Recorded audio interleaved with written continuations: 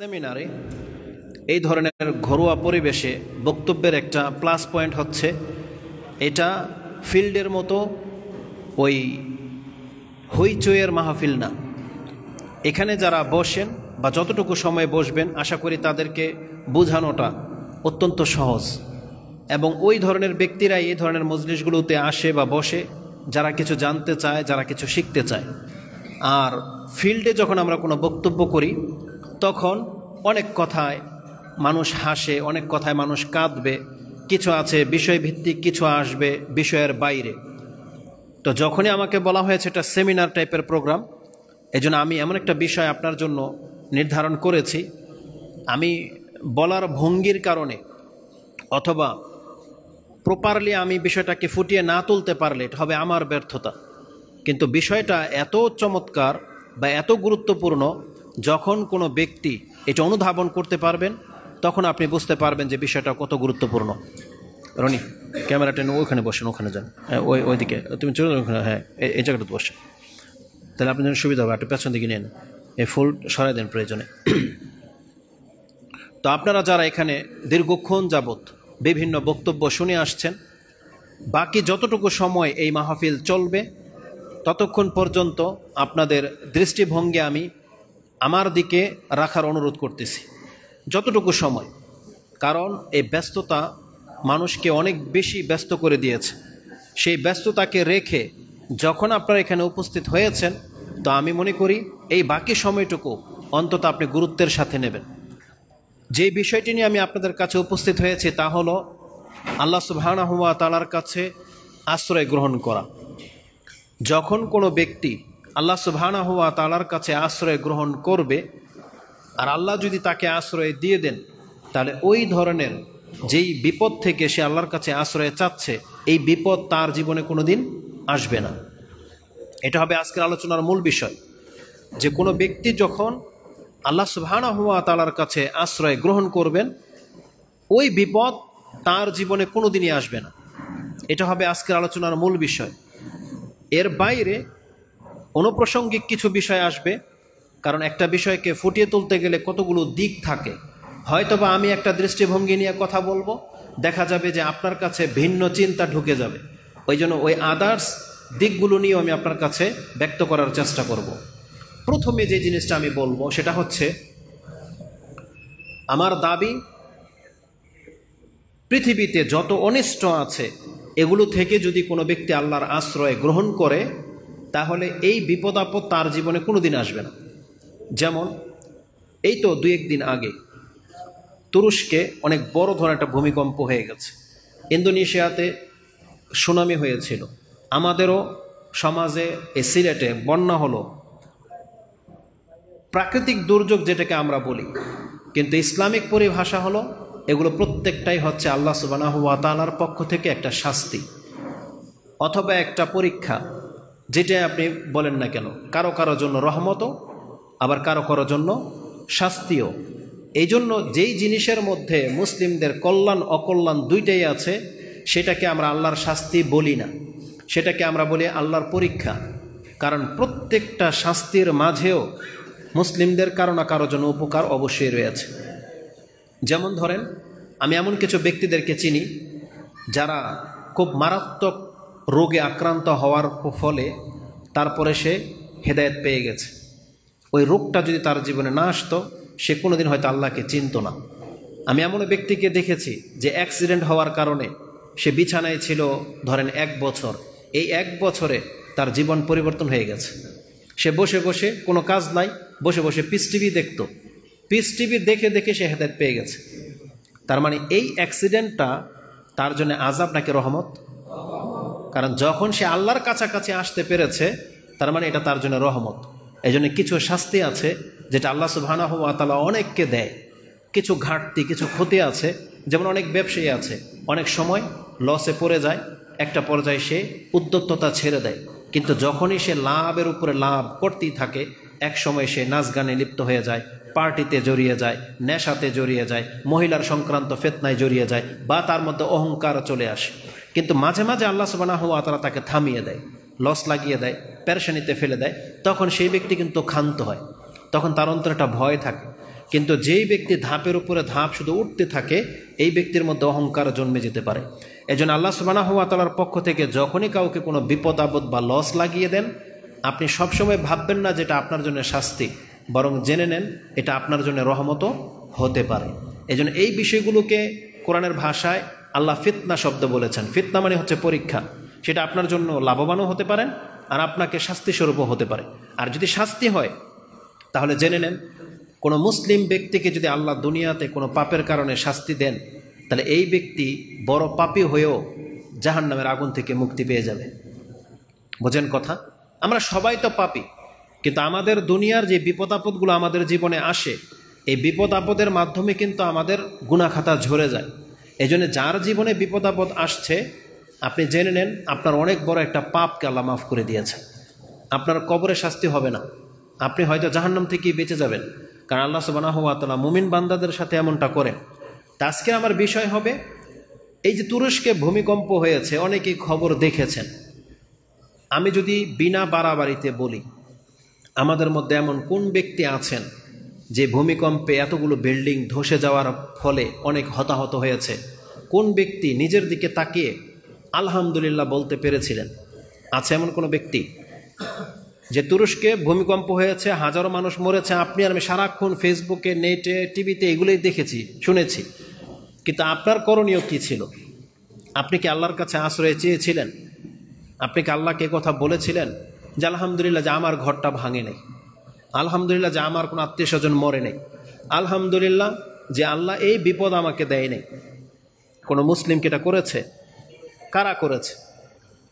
যখন রাস্তাঘাটে কোনো পাগল দেখেন, পাগল দেখলে আমরা কি করি? হাসি ঠাট্টা তামাশা, তাই না? পাগলের দিকে তাকিয়ে থাকি, ওর তামাশা দেখি। কিন্তু ইসলাম কি বলেছে?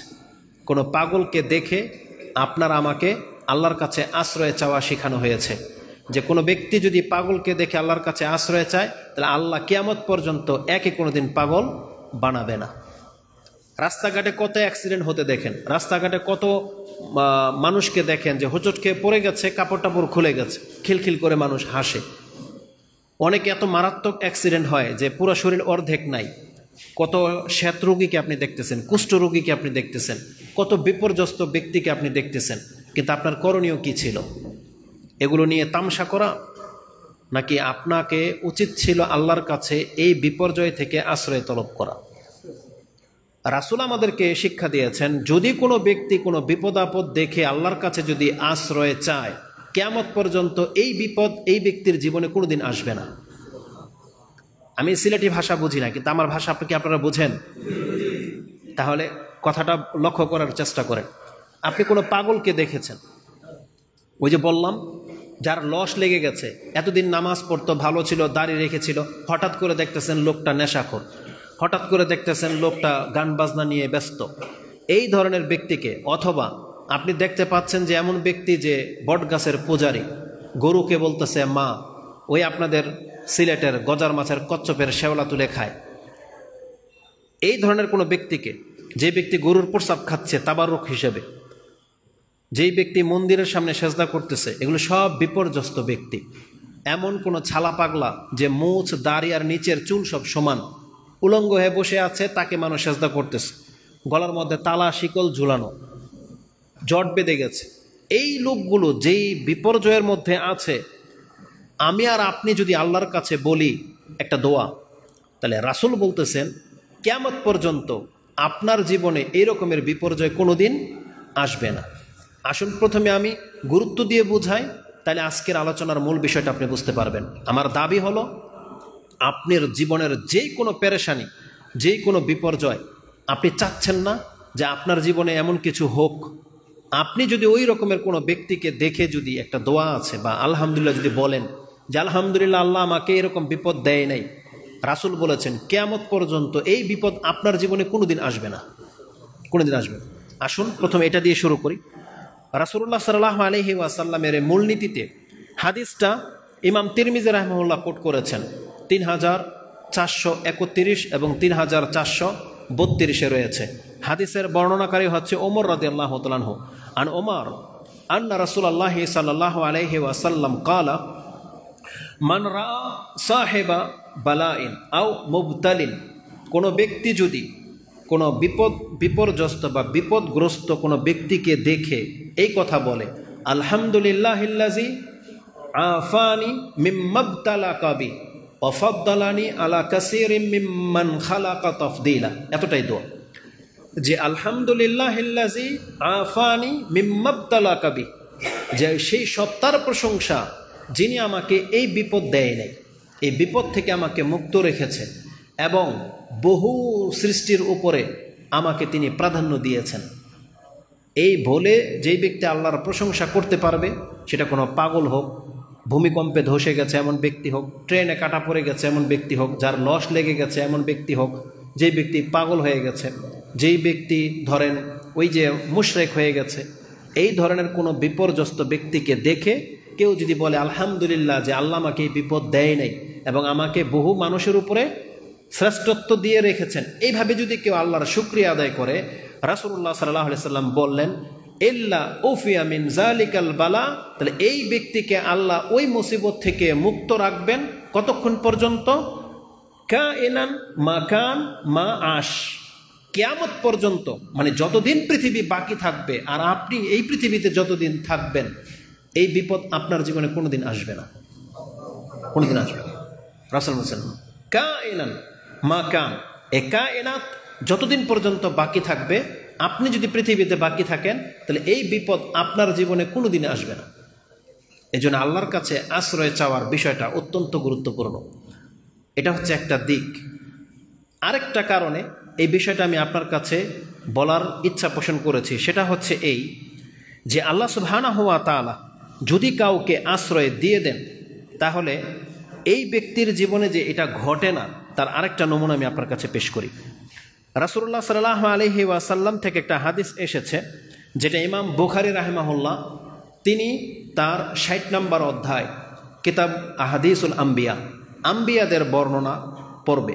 এই হাদিসটি তিনি ৩৪৩১, ওটা ছিল তিরমিজির ৩৪৪১, আর এটা ৩১, আর এটা হচ্ছে বুখারীতে ৩৪৩১, নাম্বার একটাই, হাদিসের কিতাব ভিন্ন, বুখারী এবং তিরমিজি। ইমাম বুখারী রাহিমাহুল্লাহ একটা হাদিস এনেছেন, আবু হুরায়রা রাদিয়াল্লাহু তাআলা তার বর্ণনাকারী, যে রাসূলুল্লাহ সাল্লাল্লাহু আলাইহি ওয়াসাল্লাম বলেছেন, মা মিন বনি আদম মাউলুদুন ইল্লা ইয়ামাসসুহু শাইতান হিনা ইউলাদ ফায়াস্তাহিল্লু সারিখাতাম মিন মাসসি শাইতান গায়রা মারইয়াম ওয়া ইবনিহা। রাসূলুল্লাহ সাল্লাল্লাহু আলাইহি ওয়াসাল্লাম বলেন, এই পৃথিবীতে আদম সন্তান, আদমের যত সন্তান জন্মেছে, আদম আর হাওয়া আলাইহিস সালাম থেকে যত মানুষের জন্ম হয়েছে, প্রত্যেক শিশুর জন্মের সময় শয়তান খোঁচা মেরেছে। ইল্লা মাসসুহু শাইতান, শয়তান ওকে স্পর্শ করেছে। ফায়াস্তাহিল্লু সারিখাতাম মিন মাসসিশ শাইতান, আর ওই বাচ্চা এই খোঁচা খাওয়ার কারণে চিৎকার করেছে। এটা সব বাচ্চার ঘটনা। এই যে আমরা বলি না যে বাচ্চা হওয়ার পর এটা চিৎকার করে, কান্না করে, অনেকে আছে কি করে, কান্না করানোর জন্য আমি দেখেছি, কান্না না করলে তারা মনে করে অপয়া, অ্যাবনর্মাল বা মরা হইল কিনা, এই জন্য ডাক্তার অনেক সময় থাপ্পড় দেয় বাচ্চাকে, উল্টা লটকে ঝাঁকি দেয়, আমি দেখেছি, বা এরাই ঝাঁকি দেয়, মানে ওকে চিৎকার দেওয়াইতে হবে, তার মানে ও সুস্থ, মানে কাজ করতেছে সেন্সর, কিন্তু মূলত এই খোঁচাটা মারে শয়তান। ওই শয়তান খোঁচা মারার কারণে বাচ্চা কাঁদে। এটা বলার পর রাসূল সাল্লাল্লাহু আলাইহি ওয়াসাল্লাম বলছেন, কেবলমাত্র ২ জন ব্যক্তি যাদের জন্মের পর শয়তান খোঁচা মারতে পারে নাই, তার একজন হচ্ছে মারইয়াম আলাইহিস সালাম এবং তার ছেলে ঈসা আলাইহিস সালাম। এটা হচ্ছে তাদের মর্যাদা, যে মারইয়াম আলাইহিস সালাম এবং ঈসা আলাইহিস সালামকে শয়তান খোঁচা মারতে পারে নাই। এটা হচ্ছে হাদিস। কেন? আমাদেরকে সে কারণটা জানতে হবে, যে কেন ঈসা আলাইহিস সালামকে খোঁচা মারতে পারে নাই। এটা হলো আজকের আলোচনার মূল বিষয়। কারণ আমার দাবি হলো, যখন কেউ আল্লাহর কাছে কোনো কিছু থেকে আশ্রয় চায়, আল্লাহ ওকে ওই মুসিবত থেকে মুক্ত করে দিবেন। এটা প্রমাণ করার জন্য আমি হাদিসটাকে নিয়ে এসেছি। এই হাদিসটা ইমাম বুখারী রাহিমাহুল্লাহ তিনি সূরা মারইয়াম, সূরা আলে ইমরান, মরিয়ম আলাইহিস সালামের ঘটনাতে উল্লেখ করেছেন। ঘটনাটা কি ঘটেছিল? যখন মরিয়ম আলাইহিস সালাম পেটে, তখন মরিয়ম আলাইহিস সালামের মা তিনি আল্লাহর কাছে এটাকে হেবা করে দিয়েছিলেন, যে আল্লাহ মা ফি বাতনি মুহাররারান ফাতাকাব্বাল মিন্নি ইন্নাকা আনতাস সামিউল আলিম। আল্লাহ আমার পেটে যেটা আছে, তিনি ধারণা করেছিলেন ছেলে, আমি এটাকে তোমার জন্য উৎসর্গ করে দিলাম, এ জন্মের পর এটা তোমার কাজে নিযুক্ত থাকবে, মানে ইসলামের কাজে নিযুক্ত থাকবে, আমি এটাকে তোমার জন্য খালেস করে দিলাম। যার ফলে এই মরিয়ম আলাইহিস সালামকে আল্লাহ যখন কবুল করেছিলেন, যার ফলে জন্মের সময় শয়তান খোঁচা মারতে পারে নাই। যখন জন্মালেন তখন তার মা দেখলেন যেটা তো মেয়ে, ফালাম্মা ওয়াদাআত কালাত রাব্বি ইন্নাহা উনসা, এ তো মহিলা। আল্লাহ সুবহানাহু ওয়া তাআলার কাছে সে আয়াতটা আপনি পাবেন সূরা আলী ইমরানের 3 নম্বর সূরার 36 নম্বর আয়াতে। সে বলেছিল ফালাম্মা ওয়াদাআতহা কালাত রাব্বি ইন্নী ওয়াদাআতুহা উনসা, আমি তো একটা মহিলা প্রসব করেছি, এটা তো ছেলে না, মহিলা। আল্লাহ সুবহানাহু ওয়া তাআলা সেটা ভালো করেই জানেন। আল্লাহ বলতেছেন ওয়াল্লাহু আ'লামু বিমা ওয়াদাআত, তুমি কি ভূমিষ্ঠ করেছো এটা আল্লাহ ভালো করেই জানে। ওয়ালাইসা যাকারা কাল উনসা, অবশ্যই মহিলা পুরুষের মতো হয় না, আর এই মহিলার মতো কোনো পুরুষও হবে না, এটাও আল্লাহ সুবহানাহু ওয়া তাআলা হয়তো বলতে চেয়েছেন। অনেকে তাফসীর এইভাবে করেছেন। তারপরে মরিয়ম আলাইহিস সালামের মা এই কথাটা বলেছিলেন, ওয়া ইন্নী উইযুহা বিকা ওয়া যুররিয়াতাহা মিনাশ শাইতানির রাজিম, আল্লাহ আমি একে এবং এর ঘর থেকে যত সন্তান হবে আল্লাহ আমি তোমার কাছে আশ্রয় দিয়ে দিলাম শয়তান থেকে, শয়তান যেন এদেরকে কোনো ক্ষতি করতে না পারে। তা ঈসা আলাইহিস সালামের নানি দোয়া করেছিলেন, দোয়াটা ছিল ঈসা আলাইহিস সালামের নানি, যে তিনি তার মেয়ে এবং ঈসা মানে তার মরিয়ম আলাইহিস সালামের ঘরে তো জন্মেছে, তার নানি তো জানে না যে মরিয়ম আলাইহিস সালামের পেট থেকে কি জন্মাবে, কিন্তু এইভাবে দোয়া করেছিলেন যে ইন্নী সাম্মাইতুহা মারইয়াম ওয়া ইন্নী উইযুহা বিকা, আমি একে আল্লাহ তোমার আশ্রয়ে দিয়ে দিলাম, ওয়া যুররিয়াতাহা, আর এর গর্ভ থেকে যত সন্তান জন্মাবে তাদেরকেও কি থেকে, মিনাশ শাইতানির রাজিম, শয়তান থেকে তোমার আশ্রয়ে দিয়ে দিলাম। যার ফলে মরিয়ম আলাইহিস সালামের গর্ভে যখন ঈসা আলাইহিস সালাম জন্মেছে, রাসূল বলতেছেন ওই দোয়ার কারণে ঈসা আলাইহিস সালামকে পর্যন্ত শয়তান স্পর্শ করতে পারে নাই। এটা হচ্ছে আজকের আলোচনার মূল বিষয়, যে যখন কোনো ব্যক্তি আল্লাহর কাছে আশ্রয় চেয়ে নেবে, তাহলে এই ব্যক্তিকে যদি আল্লাহ আশ্রয় দিয়ে দেয় তাহলে এই বিপদ তার জীবনে কোনোদিন আসবে না। আর রাসূল সাল্লাল্লাহু আলাইহি ওয়াসাল্লাম তো বলেছেন, কোনো ব্যক্তি পাগলকে দেখে যদি এই দোয়া করে, এই কোনোদিন পাগল হবে না। কোনো কুষ্ঠ রোগীকে দেখলে, কোনো বিপর্যস্ত ব্যক্তিকে দেখলে, এই যে ভূমিকম্পে ধসে গেছে হাজার কোটি টাকা কোনো ব্যক্তি, একবার পথের ফকির হয়ে গেছে, সন্তান হারিয়েছে, তাহলে আপনি আর আমি যদি দোয়া করি আল্লাহর কাছে, তাহলে এই বিপদ আমাদের জীবনে কোনোদিন ইনশাআল্লাহ আসবে না। কোরআন হাদিসের প্রতি আমাদের এই বিশ্বাস থাকতে হবে এবং ওই বিশ্বাস রেখে আমাদেরকে আমল করে যেতে হবে। যদিও আল্লাহ সুবহানাহু ওয়া তাআলার নীতি হলো কিয়ামতের পূর্বে এই পৃথিবীতে অসংখ্য ভূমিকম্প হবে, অসংখ্য।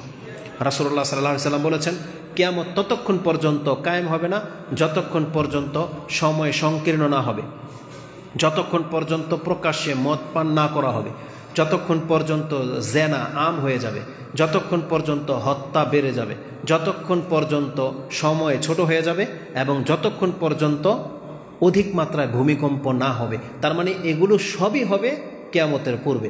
আর যখন এগুলো অহরহ হতে থাকবে, তখনকার মানুষের ঈমান তাজা হয়ে যাওয়া উচিত, যাতে করে সে বুঝতে পারে যে কিয়ামত আর বেশি দিন বাকি নাই। তো এটা হচ্ছে আমাদের রাসূলের শিক্ষা। তার মানে ভূমিকম্প অহরহ হবে, আমরা অবশ্যই ক্ষতিগ্রস্ত হব, তবে আল্লাহ সুবহানাহু ওয়া তাআলার কাছে আশ্রয় চাইলে আশা করা যায় ওই ব্যক্তি এই ক্ষয়ক্ষতি থেকে মুক্ত থাকতে পারবে। আর আল্লাহ সুবহানাহু ওয়া তাআলার ফয়সালা, যদি এরপরে আল্লাহ আমাদেরকে ধ্বংস করেন, তাহলে আগেই বলেছি এই ফিতনা বা এই পরীক্ষার কারণে আল্লাহ সুবহানাহু ওয়া তাআলা আমাদেরকে পরকালে মাফ করে দিবেন। তবে দোয়ার বরকত এটা, যে দোয়া করলে আল্লাহ সুবহানাহু ওয়া তাআলার ক্ষমতা এটা, যে আল্লাহ সেটাকে প্রয়োগ করে দেখান। এই সেন্স নিয়ে আজকে আমি বক্তব্যটা আপনার কাছে পেশ করব। এখানে একটা মজার কথা বলি আপনাদের ধৈর্য থাকতে থাকতে। আমি যখন আসতেছিলাম, একটা পয়েন্ট অনেক আগে আমার লেখা, তখন আমি এখানে উল্লেখ দেখতে পেলাম, তো ওই কথাটা আমি প্রথম বলি আপনার কাছে।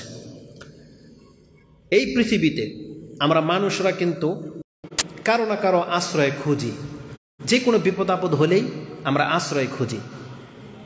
কিছু আশ্রয় আছে জায়েজ, আর কিছু আশ্রয় হচ্ছে না জায়েজ। জায়েজ আশ্রয়গুলো কি?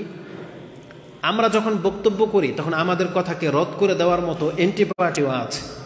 আমরা যখন বলি আপনাকে একমাত্র আল্লাহর কাছে আশ্রয় চাইতে হবে, তখন ওই কবর পূজারই কিছু আছে, তারা আবার এটাকে উল্টে দিবে আপনার কাছে। যখন আমরা বলি আল্লাহ ছাড়া কেউ গায়েব জানে না, রাসূলও গায়েব জানে না, তখন এরা কি করে জানেন? উল্টা দলিল দেয়, আপনাকে বোঝায় যে ওহাবীরা বলে কি, এরা রাসূলকে সম্মান করে না, রাসূল বিলে গায়েব জানে না। তো রাসূল গায়েব না জানলে আর কেডায় গায়েব জানবে? দলিল কি জানেন? এক বক্তা বলতেছে কুত্তাও গায়েব জানে। বুঝেন? আমরা যখন বলি যে আল্লাহ ছাড়া কেউ গায়েব জানে না, এর জবাবে এই কবর মাজার পূজারীর এক বক্তা বলতেছে যে কুকুরও গায়েব জানে। আর আমাদের নবীর শান কি, তিনি আবার গায়েব না জানবে? আচ্ছা, কুত্তা কিভাবে গায়েব জানে? বলতেছে এই যে ব্যাগের ভিতরে আফিম, হেরোইন, আর্মস, অবৈধ অনেক কিছু আছে, ধরে নেন, আমরা কেউ কি বুঝতে পারবো? না দেখলে বুঝতে পারবেন? বুঝতে পারবেন না। আপনাদের অনেক ব্যাগ আছে, মানে পুলিশ কাকে তালাশ করবে? বলতেছে কুত্তা তো বের করে ফেলতে পারে। কুত্তা আপনার ব্যাগে না মানে মুখ না দিয়ে এটা কেন মুখ দিল? তার মানে কুত্তাও গায়েব জানে বলতেছে। তখন তাদের জবাব আমাদের কাছে আছে। যদি এটাই হয় বাস্তব, তাহলে আল্লাহ যে বলেছে অবশ্যই মানুষ কুত্তার চাইতে বেশি সম্মানিত, সম্মানিত নয় শুধু সম্মান, কুত্তা কেন, কুকুর কেন, পৃথিবীর সব সৃষ্টির চাইতে মানুষ সম্মানিত। তাহলে কুকুর যদি গায়েব জানে, ওই সেন্সে জেনে নেন আমরা সবাই কিন্তু গায়েব জানি। ওই গায়েবকে আমরা অস্বীকার করতেছি না। আমরা সবাই যে গায়েব জানি, এর উদাহরণ দেব। আপনি ধরেন একটা খারাপ উদাহরণ দিই, একটা ভালো উদাহরণ দিই। অনেক সময় বাথরুমগুলোতে আপনি ঢুকে দেখেন গন্ধ করতেছে, তার মানে আপনি বলতেছেন এখানে কেউ এসে পায়খানা করে রেখে গেছে। আপনি কেমনে বুঝলেন এখানে কেউ পায়খানা করে রেখে গেছে? কেমনে বুঝলেন? গন্ধ দেখে। আপনি পাশের বাড়ি দিয়ে হাঁটতেছেন, একটা ভালো উদাহরণ দিই, হঠাৎ করে বিরিয়ানির গ্রান, আপনি বলতেছেন যে নিশ্চয়ই এই বাড়িতে বিরিয়ানি পাক করতেছে, পায়েস জাতীয় কিছু পাক করতেছে। আচ্ছা, আপনি কেমনে বুঝলেন পাশের বাড়িতে বিরিয়ানি পাক করছে? গ্রানে। তার মানে নিদর্শন দেখে মানুষ, কুকুর, পশু, প্রাণী গায়েবের কথা বলতে পারবে। যেমনটা ডাক্তাররা বলতে পারে যে আপনি প্রেগনেন্ট, রগ ধরে বলে দিতে পারবে আপনি প্রেগনেন্ট। বলে না মহিলাদেরকে ডাক্তাররা? কেমনে পারে? তাদের কিছু লক্ষণ আছে, আপনার চোখ দেখে বলে দিতে পারবে আপনার এই সমস্যা আছে। ডাক্তার মেডিকেল সায়েন্সের ভাষায় ক্লু বলে, ক্লু মানে। একদিন আম্মার সাথে আমি ডাক্তারখানায় গিয়েছি, দেখলাম নোক চেক করতেছে, তো নোকের ভিতরে ছোট ছোট ফোঁটা গর্তের মতো দেখা যায়, সূক্ষ্মভাবে আপনি তাকাই দেখেন নোকের ভিতরে ফোঁটা আছে, দাবানো আছে। তারা বলতেছে এটা একটা রোগের লক্ষণ, এটা হচ্ছে ক্লু মানে পয়েন্ট, নোক্তা, যেটা দেখে তারা রোগ নির্ণয় করে। আপনার জিহ্বা কেন দেখে, জিহ্বা ফ্যাকাশি হয়ে গেছে, চোখ উল্টায় কেন দেখে, তার মানে এগুলো দেখে ডাক্তার বলে দেয় আপনার তো জন্ডিস। তো ডাক্তার তার গায়েবের মালিক না, তো ডাক্তার কিভাবে বলে দিল আপনার জন্ডিস? মূলত ডাক্তার গায়েব জানে না, ডাক্তার লক্ষণ দেখে বলে দিছে এটা হচ্ছে জন্ডিস, তাই না? তেমনি আবহাওয়াবিদরা আগে থেকে পূর্বাভাস আমাদেরকে জানায় এত নাম্বার সিগন্যাল হতে পারে। তুরস্কের ভূমিকম্পের ব্যাপারে ওনাকে বৈজ্ঞানিকরা বলেছে 2-3 দিনের মধ্যে বড় ধরনের ভূমিকম্প হতে পারে। তা তার মানে কি ইহুদি নাসারারা গায়েব জানে? না, এগুলো সবই হচ্ছে বিদ্যা। বিদ্যা মানে জ্ঞান। ওই জ্ঞান আল্লাহ পৃথিবীতে রেখেছেন, যা দেখে মানুষ গায়েবের খবর কিছু বলতে পারে। যেমন কুকুরকে আল্লাহ নাকের ভিতরে এমন সেন্সর দিয়েছে যে কুকুর আপনার জামা যদি শুঙ্গিয়ে দেওয়া হয়, আপনি কত মাইল দূরে যাবেন, কুকুর আপনাকে খুঁজে বের করে নেবে। কারণ কুকুর এই গন্ধ সঙ্গে সঙ্গে পচতে পারে। তো এটাকে গায়েব জানার দাবি করা যায়? গায়েব জানার দাবি করা যায় না। এজন্য আমাদের দাবি আল্লাহ সুবহানাহু ওয়া তাআলা ছাড়া পৃথিবীর কেউ গায়েব জানে না। রাসূল সাল্লাল্লাহু আলাইহি ওয়াসাল্লাম যতটুকু গায়েব জানতেন ওটা আল্লাহ তাকে জানাতেন, ততটুকুই জানতেন। যখন আল্লাহ সুবহানাহু ওয়া তাআলা থেমে গেছেন, রাসূল কিচ্ছু বলার ক্ষমতা রাখেন। আপনারা তো জানেন যেটা অনেক ঘটনা। রাসূলুল্লাহ সাল্লাল্লাহু আলাইহি সাল্লামকে প্রশ্ন করা হয়েছে অনেক ব্যাপারে। ইয়াসআলুনাকা আনির রূহ, হে নবী আপনি বলেন রূহ কি জিনিস? রাসূল থেমে গেছেন, আল্লাহর পক্ষ থেকে ওহী আসছে। তারপরে ইহুদিকে জবাব দিয়েছেন, কুলি রূহ মিন আমরি রব্বি, এটা আমার রবের একটা আদেশ। ওমা উতীতু মিনাল ইলমি ইল্লা কালিলা। রাসূলুল্লাহ সাল্লাল্লাহু আলাইহি ওয়াসাল্লামকে প্রশ্ন করা হয়েছে কিয়ামত সম্পর্কে, তখন সেম রাসূল বলছে লা আদরি, আমি জানি না, কারণ এটা আল্লাহ রাসূলকেও জানাননি। তাহলে এই যে কিয়ামত কবে হবে রাসূল যেহেতু আমাদেরকে বলতে পারেননি, তার মানেই প্রমাণ হচ্ছে আল্লাহ যতটুকু রাসূলকে জানিয়েছেন ততটুকুই তিনি আমাদেরকে বলেছেন। নিজে আগ বাড়িয়ে তিনি কোনো কিছু জানার ক্ষমতা রাখেন না। যদি রাসূলুল্লাহ সাল্লাল্লাহু আলাইহি ওয়াসাল্লাম গায়েব নিজে থেকেই জানতেন, তাহলে কোরআন কিন্তু নাজিল হওয়ার বিষয় ছিল না। তিনি লৌহে মাহফুজ থেকে গায়েব থেকে কোরআন জেনে নিতেন। আল্লাহ জিবরাইল আলাইহিস সালামের মাধ্যমে নাজিল কেন করলেন? হেরা গুহাতে রাসূল সাল্লাল্লাহু আলাইহি ওয়াসাল্লাম যখন আশ্রয় নিলেন, জিবরাইল আলাইহিস সালামকে দেখে রাসূল সাল্লাম ভয় কেন পেলেন? রাসূল সাল্লাম তো গায়েব থেকে বলতে পারতেন, জানতে পারতেন যেটা তো জিবরাইল আলাইহিস সালাম। কেন তিনি ভয় পেলেন? খাদিজা রাদিয়াল্লাহু তাআলার কাছে গিয়ে বললেন কেন, জাম্মিলুনি জাম্মিলুনি ইন্নী খাশিতু আলা নাফসি, আমি আমার নাফসকে নিয়ে ভয় পাচ্ছি যে আমার কি হয়ে গেল। ওয়ারাকা বিন নওফল রাসূল সাল্লামকে কেন বললেন ইন্নাহু নামুস, এটা হচ্ছে সেই ফেরেশতা যেটা মূসা আলাইহিস সালামের কাছে এসেছিল এবং আপনাকে আপনার জাতি আপনার শহর থেকে বিতাড়িত করে দেবে। বলছে আমাকে আমার জাতি বের করে দেবে? বলছে হ্যাঁ বের করে দেবে। সব নবীর সাথে এমনটাই ঘটেছে। তা রাসূল সাল্লাম গায়েব জানলে ওটা কেন বুঝতে পারলেন না? তো আলা কুল্লি হাল আমাদের দাবি হলো, আমরা যখন কোনো কথা বলি তখন এই বাতিলপন্থীরা আপনাকে আবার ভিন্ন অ্যাঙ্গেলে বুঝায়, কিন্তু জেনে নেন আমরা নিজে থেকে কোনো কথা বলি না যতক্ষণ পর্যন্ত আমাদের কাছে দলিল প্রমাণ না থাকে। যুক্তি দিয়ে আমরা তিলকে তাল করতে পারি না, যুক্তি দিয়ে আমরা মাটিকে আপনার কাছে স্বর্ণ প্রমাণ করতে পারবো না। এই যুক্তির কোনো ভ্যালু নাই, আমাদের কাছে হচ্ছে দলিল। তো আল্লাহ সুবহানাহু ওয়া তাআলার কাছে আশ্রয় নেওয়া সম্পর্কে হচ্ছে আজকের আলোচনা। যদি কোনো ব্যক্তি আল্লাহর কাছে আশ্রয় নেয় তাহলে সেই ব্যক্তিকে আল্লাহ সুবহানাহু ওয়া তাআলা যদি আশ্রয় দিয়ে দেয়, এর জীবনে কোনোদিন সেই মুসিবত আসবে না। আমি যে কথাটা বারবার বলতেছি, আপনি যদি আপনার অন্তরে বসায় নেন আমি কি বলতে চাচ্ছি, আপনি একটু ভালো করে লক্ষ্য করেন। এটা যদি আপনার অন্তর মেনে নেয় যে হ্যাঁ আমি যদি এই বিপদ আপদ থেকে আল্লাহর কাছে আশ্রয় চেয়ে নিই তাহলে আমার জীবনে এই বিপদ আপদ আসবে না, এটা যদি আপনার অন্তর মেনে নেয়, তাহলে এরপরে যে কথাটা আমি বলবো এটা কত গুরুত্বপূর্ণ হতে পারে আপনি শোনেন। যদি এটা আপনার ঈমান হয় যে হ্যাঁ আমি যে জিনিস থেকে আল্লাহর কাছে আশ্রয় চাই এই বিপদ আমাকে কোনোদিন স্পর্শ করতে পারে না, তাহলে বলেন তো দেখি, আপনি যদি নামাজে আল্লাহর কাছে আশ্রয় চান, আল্লাহ আমি জীবন মৃত্যুর ফিতনা থেকে তোমার কাছে আশ্রয় চাচ্ছি, আমি কবরের আযাব থেকে তোমার কাছে আশ্রয় চাচ্ছি, আমি জাহান্নামের আযাব থেকে তোমার কাছে আশ্রয় চাচ্ছি, এইভাবে যদি আপনি আল্লাহর কাছে আশ্রয় চান, তাহলে রাসূলুল্লাহ সাল্লাল্লাহু আলাইহি ওয়াসাল্লামের হাদিসের ভাষা অনুযায়ী কি হবে রেজাল্টটা? তার মানে আমি আর আপনি যদি মরার আগ পর্যন্ত শুধু আল্লাহর কাছে জাহান্নাম থেকে আশ্রয় চাই, এটা রাসূল ওয়াদা করতেছেন এই ব্যক্তিকে কোনোদিন আল্লাহ জাহান্নামে ফেলবে না। এটা আমি বোঝাতে চাচ্ছি। যখন রাসূলুল্লাহ সাল্লাল্লাহু আলাইহি ওয়াসাল্লামকে জানানো হলো যে কবরের আযাব হয়, ওই দিন থেকে আয়েশা রাদিয়াল্লাহু তাআলা আনহা তিনি বলতেছেন ওই দিন থেকে রাসূলুল্লাহ সাল্লাল্লাহু আলাইহি ওয়াসাল্লামকে আমি এমন কোনো নামাজ আদায় করতে দেখিনি যেই নামাজে রাসূলুল্লাহ সাল্লাল্লাহু আলাইহি ওয়াসাল্লাম কবরের আযাব থেকে আশ্রয় না চেয়েছেন। এটা ইমাম বুখারী কোট করেছেন। আসুন হাদিসের নাম্বারটা আমি আপনাকে দেখিয়ে দিই। এটা হচ্ছে ইমাম বুখারী রাহিমাহুল্লাহ 6636 নম্বর হাদিস। শেষের টুকরাটা দেখেন। দুইজন ইহুদি মহিলা আয়েশা রাদিয়াল্লাহু তাআলা আনহার কাছে এসে বললেন যে তুমি আমাকে এটা দাও তো তোমাকে কবর আযাব থেকে মাফ করে দেওয়া হবে। আয়েশা রাদিয়াল্লাহু তাআলা আনহা রেগে গেলেন ইহুদির উপরে যে কবরের আযাব এটা মিথ্যা কথা, তাদের ইহুদির কথা আমি মানি না। যখন চলে গেছে তখন রাসূলুল্লাহ সাল্লাল্লাহু আলাইহি ওয়াসাল্লামকে আয়েশা রাদিয়াল্লাহু তাআলা আনহা জানিয়েছেন যে দুইজন ইহুদি মহিলা আমার কাছে আসছিল এবং ওরা বলে গেল কবরে নাকি আযাব হয়। রাসূল বলছেন সাদাক্তা, তারা দুইজনে সত্য বলেছে, অবশ্যই কবরে আযাব হয়। ওই দিন থেকে সাদাকাতা ইন্নাহুম ইউআযযিবুনা আযাবান তাসমাউহু আল বাহাইমু কুল্লাহ। রাসূল বলেছেন কবরে যে আযাব হয় এটা মানুষ আর জিন ছাড়া সমস্ত পশু প্রাণী শুনতে পায়। এটা যে কতটা সত্য। এরপর আয়েশা রাদিয়াল্লাহু তাআলা তিনি বলেন ফামা রাআইতুহু বাদু, এরপরে আমি রাসূলকে কোনোদিন দেখিনি ফি সালাতিন, সালাত শেষ করতে, ইল্লা তাআওয়াযা মিন আযাবিল কবর, আর তিনি কবরের আযাব থেকে আল্লাহর কাছে আশ্রয় চান নাই, এমন কোনো নামাজ তিনি বাদ দেন নাই। তার মানে কি বোঝাতে চাইলাম?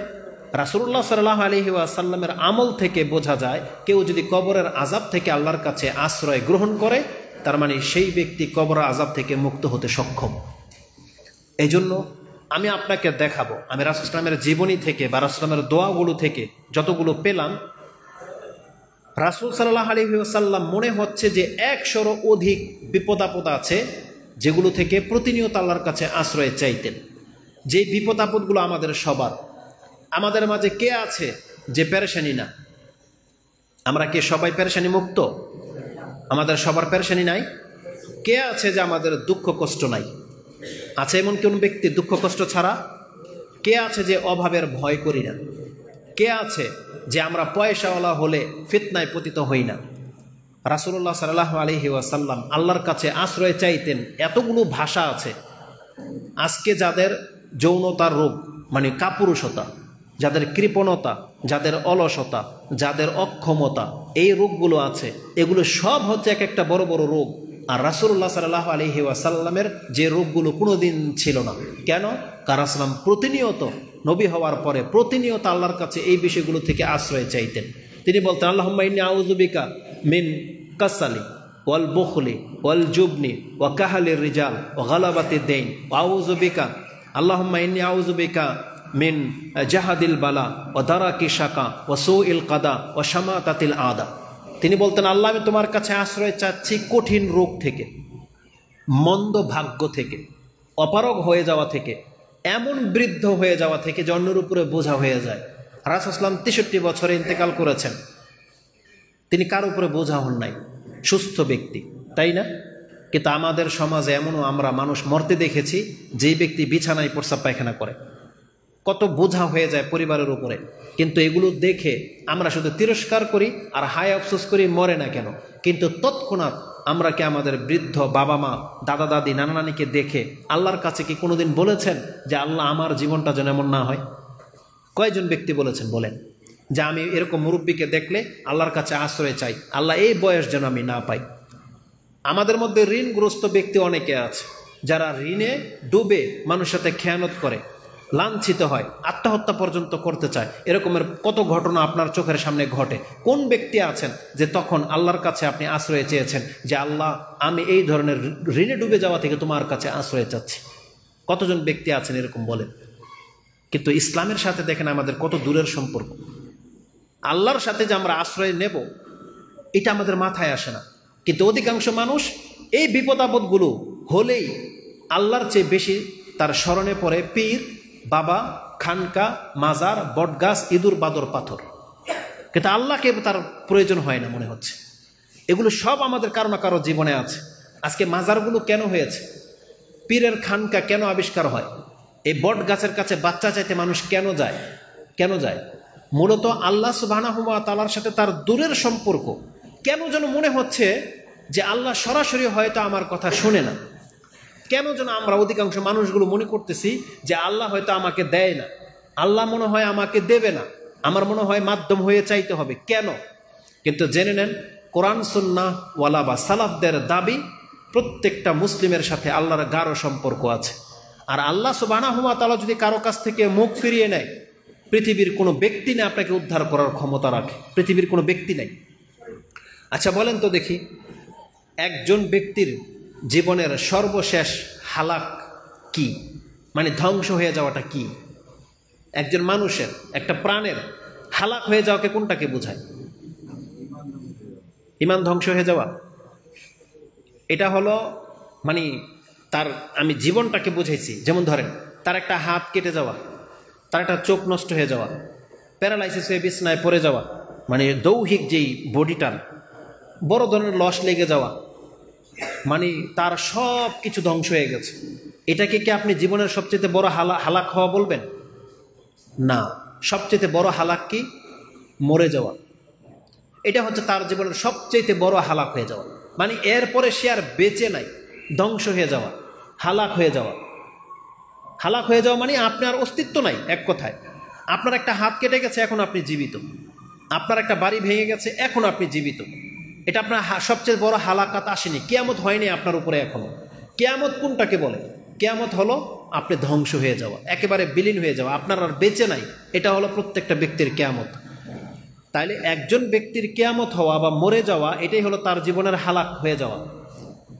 যেই পীর, মাজার, যাদের কাছে আমরা চাইতে যাই, যে ব্যক্তি ক্ষমতা রাখে, আচ্ছা বলেন তো দেখি, একজন ব্যক্তির ক্ষমতাবান হওয়ার প্রমাণ কি? এটাই তো প্রমাণ যদি সে নিজেকে বাঁচাতে পারত। মানে সবচেয়ে বড় হালাক সেই ব্যক্তি হয়েছে, মরে গেছে। মরে পরে আপনাকে বিপদ থেকে বাঁচাবে, ও নিজেই তো নিজেকে বাঁচাতে পারেনি। এটাই হলো মূল বিষয় যে আল্লাহ কোরআনের কিছু আয়াত আছে, এই মর্মে আমি আপনাকে দুইটা আয়াত দেখাই। আল্লাহ সুবহানাহু ওয়া তাআলা সূরা ইউনূস 10 নম্বর সূরার 107 নম্বর আয়াতে রাসূলুল্লাহ সাল্লাল্লাহু আলাইহি ওয়াসাল্লামকে বলেন, ওয়াইয়ামসাসকাল্লাহু বিদুররিন ফালা কাশিফা লাহু ইল্লা হু, যদি আল্লাহ কোনো বিপদ দিয়ে তোমাকে স্পর্শ করেন তাহলে সেই বিপদকে দূর করে দেবে পৃথিবীতে এমন কেউ নাই। ফালা কাশিফা লাহু, দূর করতে পারে এমন কেউ নাই, ইল্লাহু, তিনি ছাড়া। তার মানে আল্লাহ ছাড়া কোনো ব্যক্তির বিপদ কেউ দূর করতে পারে না। ওয়া ইউরিদিকা বিখাইরিন, আর তিনি যদি চান তোমাকে কোনো কল্যাণ করবেন, ফালা রাদ্দা লিফাদলি, তাহলে আল্লাহর অনুগ্রহকে কোনো ব্যক্তি ঠেকাইতে পারে না। আল্লাহ বলছেন ইউসিবু বিহি মান ইয়াশাউ মিন ইবাদি, আল্লাহ বলছেন আমি আমার বান্দাদের মধ্যে যাকে চাই তাকে আমি পাকড়াও করি, বিপদ আপদ দিয়ে পরীক্ষা করি। আল্লাহ সুবহানাহু ওয়া তাআলা বলছেন ওহুয়াল গফুরুর রাহিম, তিনি হচ্ছেন ক্ষমাশীল এবং দয়াবান। কেন আমি বললাম যে আল্লাহ কেন বলেছেন ওয়ায়ুরিদিকা বিখাইরিন ফালা রাদ্দা বিফাদলি? আজকে মাজারকে কেন্দ্রিক আমাদেরকে ভয় দেখানো হয়। এই যে মাজার থেকে মানুষ উল্টা পথে কেন নামে? ভয়, যে মাজার আমার কোনো ক্ষতি করে দেবে। বলে মাজার গরম, গাড়ি ব্রেক হয়ে যায়। কিসের ভিত্তিতে? এই ভয় শুধু তাকে গাড়ি ব্রেক করায়, অন্য কিছুই না। এই জন্য মাজারওয়ালারা কি করে, চালাকি করে, মাজারের আগে বা পরে একটা লাল পতাকা ঝুলিয়ে রাখে। কেন? যাতে ওই পতাকা সিগন্যাল দেয় আপনাকে যে এখানে কিন্তু মাজার আছে। আর জেনে নেন, প্রত্যেকটা মুশরিকের অন্তর, যাদের অন্তরের মধ্যে শিরিক আছে, তার মধ্যে একটা কালো বিড়াল দেখলেও ভয়, একটা ছায়া দেখলেও ভয়, একটা বড় বট গাছ দেখলেও ভয়, একটা বড় গজার মাছ দেখলেও ভয়। মানে বড় যা কিছু দেখবে ওটা দেখলে আর ভয় হবে। কিন্তু তাওহীদবাদীদেরকে আল্লাহ শিক্ষা দিয়েছেন, সব থেকে বড় যিনি, তাওহীদবাদীরা কেবল তাকে ভয় পায়, তার নিচের কোনো বড়কে তারা ভয় পায় না। এই জন্য আমাদেরকে শিক্ষা দেওয়া হয়েছে আল্লাহু আকবার, আল্লাহ হচ্ছেন সব থেকে বড়। আমরা যদি ভয় পাই তাহলে সব থেকে বড়টাকে ভয় পাই।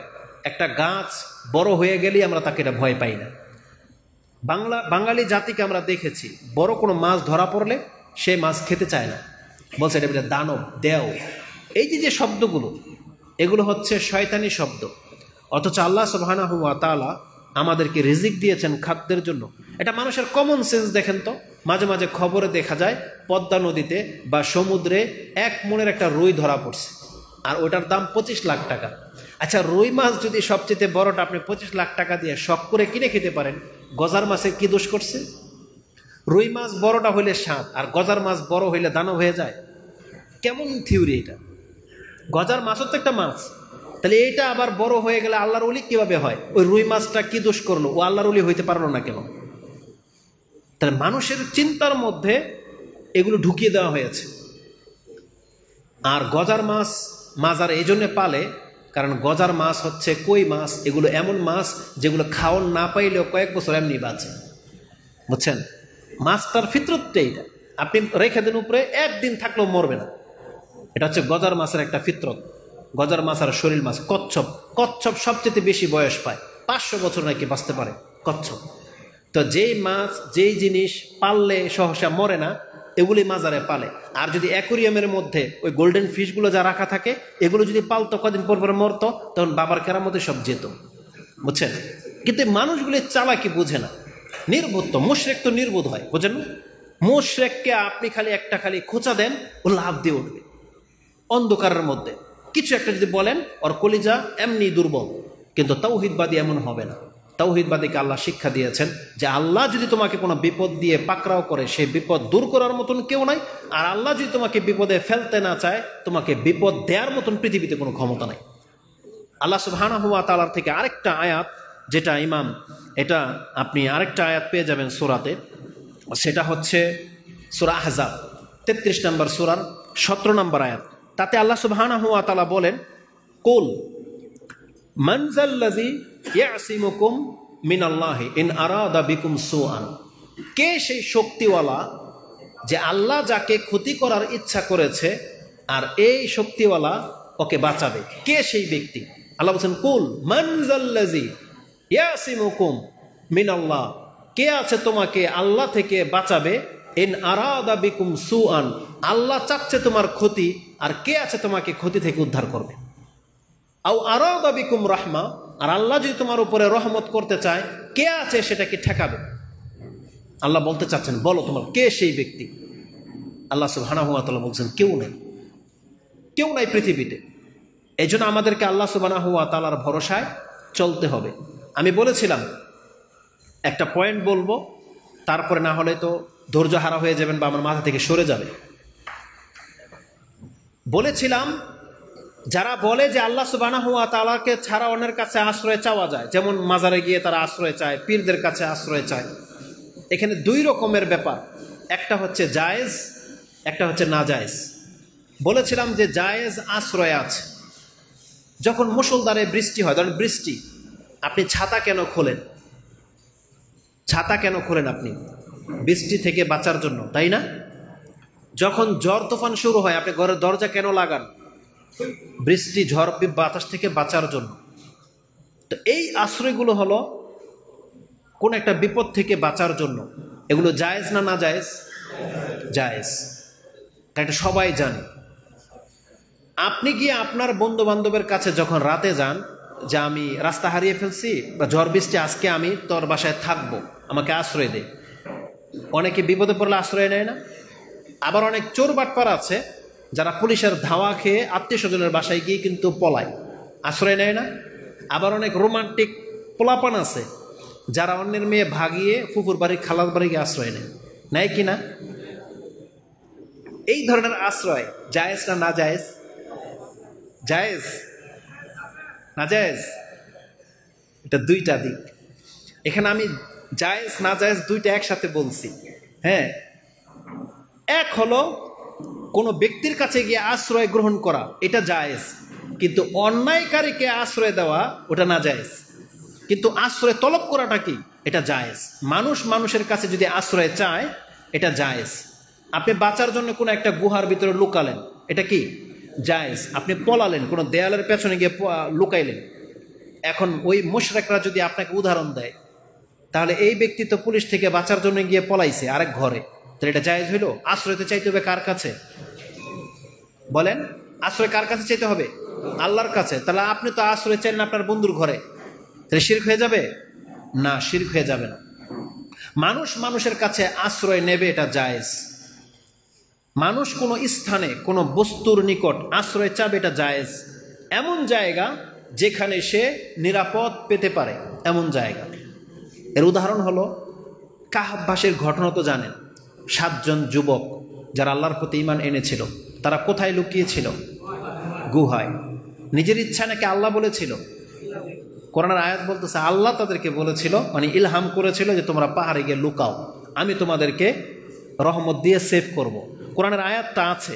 যখন বলছি আপনাকে আয়াতটা বলেই দিই, সূরা কাহাফ 18 নম্বর সূরা 16 নম্বর আয়াতটা দেখেন। তাতে আল্লাহ সুবহানাহু ওয়া তাআলা বলেছেন যে ওয়াইজে তাজালতুমুহুম, যখন তোমরা তাদের কাছ থেকে পৃথক হইলা, ওমা ইয়াবুদুনা ইল্লাল্লাহ, এবং আল্লাহ ছাড়া এরা যার ইবাদত করত তাদের কাছ থেকে এবং এই মুশরিকদের কাছ থেকে যখন তোমরা সম্পর্ক ছিন্ন করলা, আল্লাহ বলতেছেন ফাউ ইলাল কাহাফি, তোমরা কাহাফের গুহার মধ্যে গিয়ে আশ্রয় গ্রহণ করো। আল্লাহ তাদেরকে ইলহাম করেছিলেন যে তোমরা গিয়ে এই কাহাফের গুহার মধ্যে গিয়ে আশ্রয় গ্রহণ করো। ইয়ানশুরু লাকুম রাব্বুকুম মির রাহমাতিহি, আল্লাহ তার রহমতে তোমাদেরকে রাস্তা দেখাবেন। তার মানে ইঙ্গিতে আল্লাহ বোঝাতে চেয়েছেন ওই 7 ব্যক্তিকে মাথার মধ্যে চিন্তা আল্লাহ দিয়েছিলেন যে আমরা যেহেতু এই সমাজ থেকে এখন বাঁচতে হবে, সব শিরিক বেদাত করে আমরা ঈমান বাঁচাতে পারবো না, চলো আমরা পালাই। তখন 7 জনে গুহার মধ্যে গিয়ে আশ্রয় নিয়েছিল। আল্লাহ কিন্তু এই কথা বলে নাই যে তারা আমার কাছে আশ্রয় নিয়েছিল, বরং ঈমান এনেছিল, আল্লাহর প্রতি আশ্রয় নিয়েছিল গুহার ভিতরে। এটা যদি নাজায়েজ হতো তাহলে আল্লাহ আমাদেরকে নিষেধ করতেন। রাসূলুল্লাহ সাল্লাল্লাহু আলাইহি ওয়াসাল্লাম যখন মক্কা থেকে মদিনায় হিজরত করবেন, কি করেছিলেন সেই দিন? কি করেছিলেন? যেটাকে আমরা জাবালে নূর বলি, তাই না? সেই গুহাতে রাসূলুল্লাহ সাল্লাল্লাহু আলাইহি ওয়াসাল্লাম এবং আবু বকর সিদ্দিক লুকিয়েছিলেন কিনা? তার মানে তাহলে বাঁচার জন্য কোনো জায়গায় আশ্রয় নেওয়া এটা জায়েজ। কোনো মানুষের কাছেও আশ্রয় নেওয়া জায়েজ। বরং শুধু জায়েজই না, আপনার কাছে যদি কোনো ব্যক্তি আশ্রয় চায় আল্লাহর নাম নিয়া, তাহলে আপনার উপরে ফরজ হয়ে যাবে তাকে আশ্রয় দেওয়া। আসুন হাদিসটা দেখাই। রাসূলুল্লাহ সাল্লাল্লাহু আলাইহি ওয়াসাল্লাম থেকে আব্দুল্লাহ ইবনে আব্বাস রাদিয়াল্লাহু তাআলা আনহু তিনি বলেন, মান ইস্তাআযা বিল্লাহ ফাআইযুহু, কেউ যদি আল্লাহর নাম নিয়ে তোমার কাছে আশ্রয় চায় যে আল্লাহর রাস্তায় আমার একটু জায়গা দেন, আমি বিপদে পড়েছি, তাহলে প্রত্যেকটা মুসলিমের উপর এটা ফরজ এই ব্যক্তিকে আশ্রয় দেওয়া, কারণ সে আল্লাহর নাম নিয়ে আপনার কাছে আশ্রয় চেয়েছে।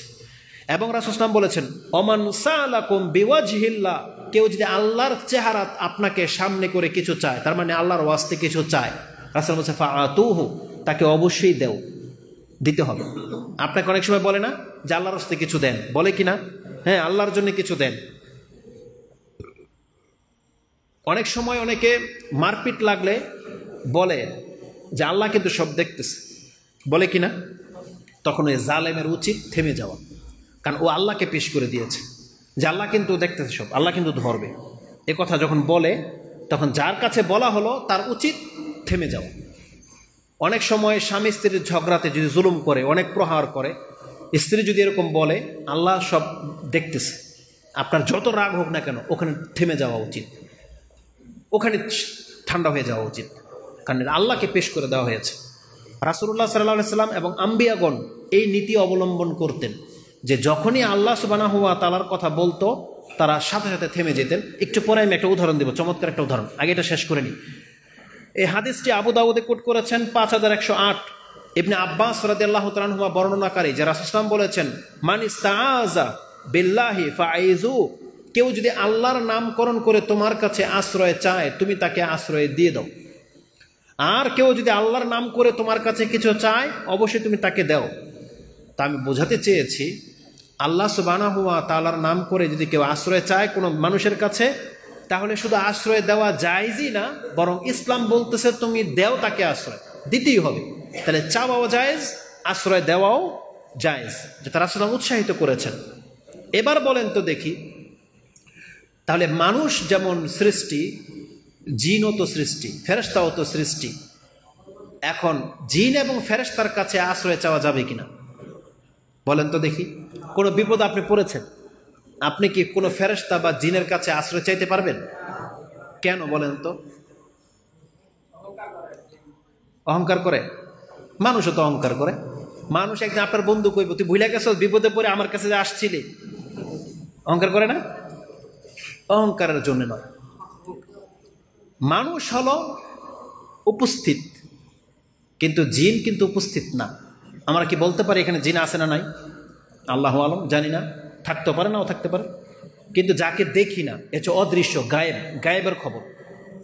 এমন ব্যক্তিকে ডাকা জায়েজ নাই যেই ব্যক্তিকে আপনি দেখেন না, যেই ব্যক্তির কোনো অস্তিত্বই নাই আপনার কাছে। বরং মক্কার মুশরিকরা জিনের কাছে আশ্রয় চাইতো। ওই সূরা জিনের মধ্যে সেই ঘটনা আছে। ইবনে ওমর রাদিয়াল্লাহু তাআলা আনহুমা বা আনাস রাদিয়াল্লাহু তাআলা আনহু তিনি বলেন, মক্কার মুশরিকরা যখন কোনো একটা উপত্যকার মধ্যে যেত, গিয়ে বলতে আউযু বি সাইয়্যিদু হাযাল ওয়াদি, আমি এই ওয়াদির সাইয়্যিদ নেতার কাছে আশ্রয় চাচ্ছি। যখন জিনেরা দেখলো, সূরা জিনের মধ্যে এটা পাবেন যে ওয়া ইন্নামা বা বহু মানুষ আছে যারা জিনের কাছে আশ্রয় চায়। জিনের ৩-৪ নম্বর আয়াতটা দেখেন কি আছে, তাতে আপনি পেয়ে যাবেন। ওই আয়াতের তাফসিরে গেলে আপনি পুরো ঘটনাটা পাবেন, যে ঘটনাটা কি ঘটেছিল। আল্লাহ সুবহানাহু ওয়া তাআলা বলেন যে ওয়া আন্নাহু কানা ইয়াকুলু সাফিহুনা ওয়া আন্নাহু জানান্না আল্লাহ ওয়া আন্নাহু কানা রিজালুন মিনাল ইনস ইয়াউযুনা বিরিজালিন মিনাল জিন্নি ফাযাদুহুম রাহাকা। এটা আপনি পেয়ে যাবেন ৬ নম্বর আয়াতে। ৬ নম্বর আয়াতে আল্লাহ সুবহানাহু ওয়া তাআলা বলেন, কিছু মানুষ আছে যারা জিনের কাছে আশ্রয় চায়। এখন জিনারা দেখে, আরে এতদিন আমরা মানুষকে ভয় পাইতাম, এখন মানুষ দিয়ে আমাদেরকে ভয় পায়, ফাযাদুহুম রাহাকা। ওই দিন থেকে জিন মানুষকে ভয় দেখানো শুরু করে দিল। কিন্তু এতদিন জিন মানুষকে ভয় পাইতো, কিন্তু মক্কার মুশরিকদের কারণে এখন জিন জেনে গেছে যে মানুষরা জিনকে ভয় পায়, এই জন্য জিনেরা এখন মানুষের ক্ষতি করে বা ভয় দেখায়। নাহলে কিন্তু ইসলামের নিয়ম ছিল, আল্লাহর নিয়ম ছিল, যেখানে মানুষ পাড়া দেবে সেই জায়গা থেকে জিন পলায়ন করবে, এটা তো জিনের স্বভাব। কিন্তু যখনই মুশরিকরা জিনের কাছে গিয়ে আশ্রয় চাইল, ফাযাদুহুম রাহাকা, ওই দিন থেকে জিনেরা আরো বেশি ভয় দেখাতে শুরু করলো। এই তথ্যটা আপনাকে এই জন্য বলতেছি, যারা মনে করেন যে তাবিজ কবজ আপনাকে প্রস্রাব করা থেকে, ভয় থেকে বাঁচায়, তাবিজ খুললে আবার ভয় লাগে, এটা হচ্ছে ফাযাদুহুম রাহাকা।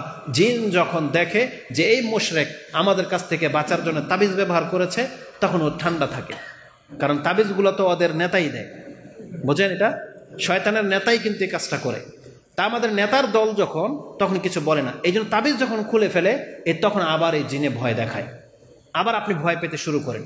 এটা হচ্ছে ফিতরত, সূক্ষ্ম বিষয়, এগুলোকে আপনার মাথায় রাখার চেষ্টা করেন। তো মানুষ উপস্থিত মানুষের কাছে আশ্রয় চাইতে পারে, কিন্তু অনুপস্থিত কোনো মানুষের কাছে আশ্রয় চাইতে পারবে না, কোনো জিনের কাছেও আশ্রয় চাইতে পারবে না। উপস্থিত ব্যক্তির কাছে আশ্রয় চাইতে হয়। বলেন তো দেখি, আল্লাহ কি উপস্থিত নাকি অনুপস্থিত? আল্লাহ হচ্ছেন উপস্থিত, হাইয়ুল কাইয়ুম। আল্লাহ হচ্ছেন হাজির নাজির, কিন্তু রাসূল কে হাজির নাজির না। এই জন্যে কোনো ব্যক্তি অনুপস্থিত কোনো ব্যক্তির কাছে আশ্রয় চাইতে পারবে না। আপনার পীর আছে সিলেট মাজার, ধরেন শুয়ে আছে, আর আপনি যদি এখান থেকে বাবা আমার বাঁচান আশ্রয় চাইলে কি হবে? এটা কি হবে? এটা হবে শিরক। যেমন আমাদের দেশের বক্তারা ইবনু বতুতার কিচ্ছা বয়ান করে যে শাহজালাল রাহিমাহুল্লাহ তিনি সিলেট থেকে দেখলেন কামাখ্যার জঙ্গলে ইবনে বতুতা রাস্তা হারাই ফেলছে, তিনি এখান থেকে লোক পাঠাইলেন যে ইবনে বতুতাকে উদ্ধার করে নিয়ে আসা হোক। আচ্ছা, তখন কোন নেটওয়ার্ক ছিল? শাহজালাল রাহিমাহুল্লাহ সিলেটে বসে উনি কামাখ্যার জঙ্গলের খবর কেমনে কোন? এগুলো হচ্ছে শিরক, এগুলো হচ্ছে সরাসরি শিরক। কারণ গায়েবের খবর একমাত্র আল্লাহ ছাড়া আর কেউ জানে না। কিন্তু এরা এই কিচ্ছাগুলো, এগুলো বাস্তবে কিন্তু ঘটেই নেই, বিশ্বাস করেন। শাহজালাল রাহিমাহুল্লাহর সাথে এগুলো বাস্তবে কোনোদিন ঘটে নাই, এগুলো রটানো হয়েছে তাদের নামে। কারণ এমন কিছু অলৌকিক ঘটনা যদি না সাজানো হয় তখন তো আপনি তাদের উপরে ভক্ত হবেন না।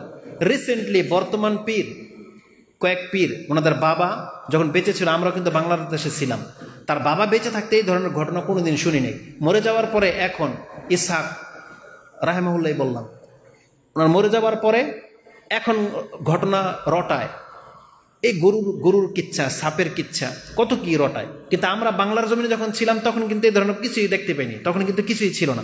মরে যাওয়ার পরে এখন এর ভক্তরা এই ঘটনা রটায়। আবার আমরা যখন থাকবো না, এর ভক্ত চেলারা আজ থেকে 100 বছর পরে গিয়ে বলবে যে হাসিনার সরকারের আমলে চরমনায়ের অমুক হুজুর ফু দিয়েছিল, হাসিনা চেয়ার থেকে পড়ে গেছিল। আর তখনকার যুগের লোকেরা এটাই বিশ্বাস করবে। কিন্তু আমরা তো এখন জীবিত, আমরা জানি এই ধরনের কোনো ঘটনা ঘটে নাই, আমরা তো মানব না কোনোদিন। কিন্তু আমরা মরে যাওয়ার পরে ওই 100 বছর পরে যারা আসবে তারা এইভাবে বলবে যে এই রাষ্ট্রকে ফু দিয়ে ফেলাই দিয়েছিল চরমনের হুজুর। মানুষ এটাই বিশ্বাস করে নেবে। নাহলে বাস্তবে কি বলেন তো দেখি, এই কেরামতি যতগুলো ঘটছে এই 100 বছরের মধ্যে কোনো কেরামতির কোনো প্রমাণ আছে? আর বর্তমানে তো নেটের যুগ, ক্যামেরার যুগ, তাই না? এখন কেন সেই কেরামতিগুলো প্রকাশ পাচ্ছে না? কেন? কেউ নদী দিয়ে সাঁতরায় চলে যাচ্ছে, উড়ে চলে যাচ্ছে, এগুলো কেন এখন প্রকাশ পাচ্ছে না? বাংলার জমিনে কি এখন আর ওই অলিয়া উলিয়া নাই? ল্যাংটা নাকি দৌড় দিতে দিতে যেখানে গিয়ে থেমে গিয়েছিল, নদী নাকি ওই পর্যন্ত ভাঙছে, এরপর আর ভাঙে নাই। এটা যদি সত্য হয়ে থাকে তাহলে নদী ভাঙ্গান কি বন্ধ হয়ে গেছে? কোথাও কোথায় নদী ভাঙতেছে না? তো এখন কি ওই একটা ল্যাংটা আর বাকি নাই যে গিয়ে নদী ভাঙ্গাটা থামাইতে পারে? এখন আর পাবেন না। কারণ বাস্তবতার সাথে এদের খুব দূরের সম্পর্ক। এরা মিথ্যা রটায়, মিথ্যা ঘটনা রটায়, যেটা বাস্তবের সাথে কোনো মিল নেই। আর ওগুলো দেখে মানুষ ধোঁকা খেয়ে যায়, বুঝছেন? ওগুলো খেয়ে ধোঁকা খেয়ে যায়, এগুলো হচ্ছে তার বাস্তব নমুনা। এই জন্য মিথ্যার উপরে আপনি জীবন গড়বেন না। তো মূল আলোচনায় আমরা ফিরে আসি যে আল্লাহ সুবহানাহু ওয়া তাআলার কাছে আমাদেরকে আশ্রয় চাইতে হবে, জিনদের কাছেও আশ্রয় চাওয়া যাবে না, এটা হচ্ছে শিরক। ফেরেশতার কাছে আশ্রয় চাওয়া যাবে না, এটা হচ্ছে শিরক। আল্লাহ সুবহানাহু ওয়া তাআলা বলেছেন ফাস্তাইজ বিল্লাহ, তুমি আল্লাহর কাছে আশ্রয় চাও, ইন্নাহু ওয়াস সামিউল বাসির, তিনি শুনেন এবং দেখেন। আপনি পাবেন সূরা গাফির 40 নম্বর সূরার 56 নম্বর আয়াতে আল্লাহ বলেন ফাস্তাইজ বিল্লাহ, তুমি আল্লাহর কাছে আশ্রয় তলব করো, তিনি শোনেন এবং দেখেন। আল্লাহর কাছে আশ্রয় চাইতে বলা হয়েছে। তো বারবার ওই কথাটা বলতে গিয়ে আমি দূরে সরে যাচ্ছি। তাহলে কাহাববাসীর ওই যুবকরা কোথায় আশ্রয় নিয়েছিল? গুহাতে। তার মানে এই ধরনের আশ্রয়গুলো জায়েজ। আরেকজন ব্যক্তি আশ্রয় নিয়েছিল, নূহ আলাইহিস সালামের ছেলে। কাহাববাসী আল্লাহর প্রতি ঈমান এনেছিল, আশ্রয় নিয়েছিল গুহার ভিতরে নিচে। নূহ আলাইহিস সালামের ছেলে আল্লাহর প্রতি ঈমান আনেনি, আশ্রয় নিয়েছিল পাহাড়ের উপরে। একটা ইন্টারেস্টিং ঘটনা বলি আপনাকে। আপনার ঈমান যদি থাকে আপনার বিবেক খুলে যাবে যে আল্লাহর সাথে আমাদের সম্পর্কটা কি। এক ব্যক্তি আল্লাহর প্রতি ঈমান এনে আশ্রয় নিয়েছে কোথায়? গুহার নিচে। যেমন কাহাববাসী, রাসূলুল্লাহ সাল্লাল্লাহু আলাইহি সাল্লাম, আবু বকর সিদ্দিক। আরেক ব্যক্তি আল্লাহর প্রতি ঈমান আনেনি, আশ্রয় নিয়েছে পাহাড়ের চূড়ায়।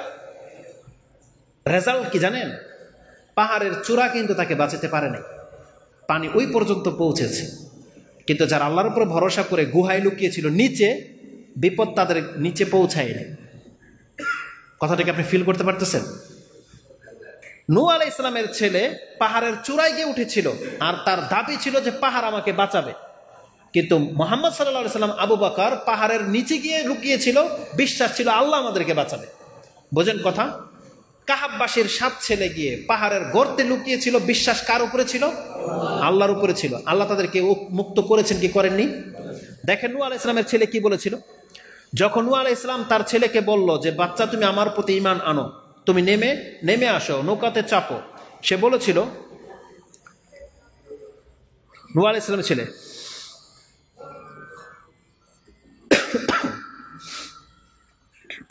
কালা সাআওয়ি ইলাল জাবাল, আমি খুব শীঘ্রই পাহাড়ের চূড়ায় গিয়ে উঠব। ইয়াসিমুনি মিনাল মা, এই পাহাড় আমাকে পানিতে ডুবে যাওয়া থেকে বাঁচাবে। এটা বলেছিল নূহ আলাইহিস সালামের ছেলে। কালা লা আসিমাল আমর মিন আমরিল্লাহ ইল্লা মান রাহিম, আজকে আল্লাহর এই বিধান থেকে কোনো ব্যক্তি বাঁচতে পারে না একমাত্র ওই ব্যক্তি ছাড়া যাকে আল্লাহ আজকে বাঁচাবেন। এটা নূহ আলাইহিস সালাম বলেছিলেন। এই আয়াতটা আছে সূরা হুদ 11 নম্বর সূরার 43 নম্বর আয়াতে। রেজাল্ট কি? ওয়াহালা বাইনাহুমাল মাউজ, দুই দিক থেকে পানি আসতে লাগলো ঢেউয়ের সাথে। মাকানা মিনাল মুগরাকিন, এবং সেই ব্যক্তি কি করলো? ডুবে গেল। ফাকানা মিনাল মুগরাকিন, নূহ আলাইহিস সালামের ছেলে সেই ডুবন্ত ব্যক্তিদের একজন হয়ে গেল, সে আর বাঁচতে পারলো না। তো এক ব্যক্তি পাহাড়ের চূড়াতে উঠেও আযাব থেকে বাঁচতে পারেনি, আরেক ব্যক্তি জমিনে থেকেও বেঁচে গেছে আল্লাহ সুবহানাহু ওয়া তাআলার ভরসায়।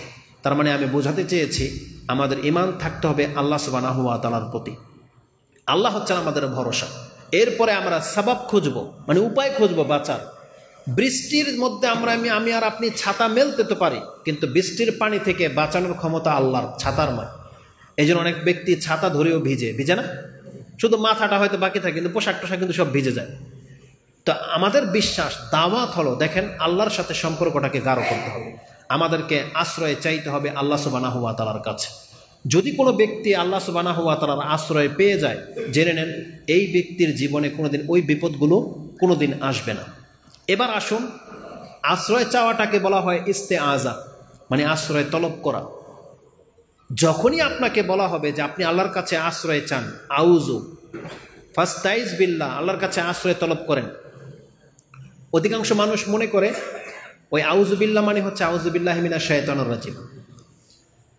আউযু বিল্লাহ মানে আউযু বিল্লাহি মিনাশ শাইতানির রাজিম নয়, ওটা মাত্র একটা অনিষ্ট, আপনি সেটা বোঝেন। এই যে জন্য আপনি বারবার বলতেছেন আউযু বিল্লাহি মিনাশ শাইতানির রাজিম। কেন রাসূল সাল্লাল্লাহু আলাইহি ওয়াসাল্লাম বলেছেন যখন শয়তান কাউকে ওয়াসওয়াসা দেয় সেই জন্য বলে আউযু বিল্লাহি মিনাশ শাইতানির রাজিম, তাহলে শয়তান তাকে ক্ষতি করতে পারে না। তাহলে আমরা যখন এটা বিশ্বাস করি, এজন্যই কিন্তু আমরা আউযু বিল্লাহি মিনাশ শাইতানির রাজিম পাঠ করি। এটার বহু ব্যাপক আলোচনা আছে। একজন সাহাবী অনেক রেগে গেছে, রাসূল সাল্লাল্লাহু আলাইহি ওয়াসাল্লাম বলছেন ও যদি এখন আউযু বিল্লাহি মিনাশ শাইতানির রাজিম বলতো, রাগ ঠান্ডা হয়ে যেত। কিন্তু ওই সাহাবীটা করে নাই, সে রেগে একেবারে ফায়ার হয়ে গেছে যেমনটা বলে। কিন্তু রাসূল সাল্লাল্লাহু আলাইহি ওয়াসাল্লাম বলছেন একটা আমল যদি করতো রাগ ঠান্ডা হয়ে যাবে, সেটা হচ্ছে আউযু বিল্লাহি মিনাশ শাইতানির রাজিম বলা। তাহলে আল্লাহর কাছে আশ্রয় চাওয়া কি থেকে? শয়তানের অনিষ্ট থেকে। এটা হচ্ছে একটা অনিষ্ট।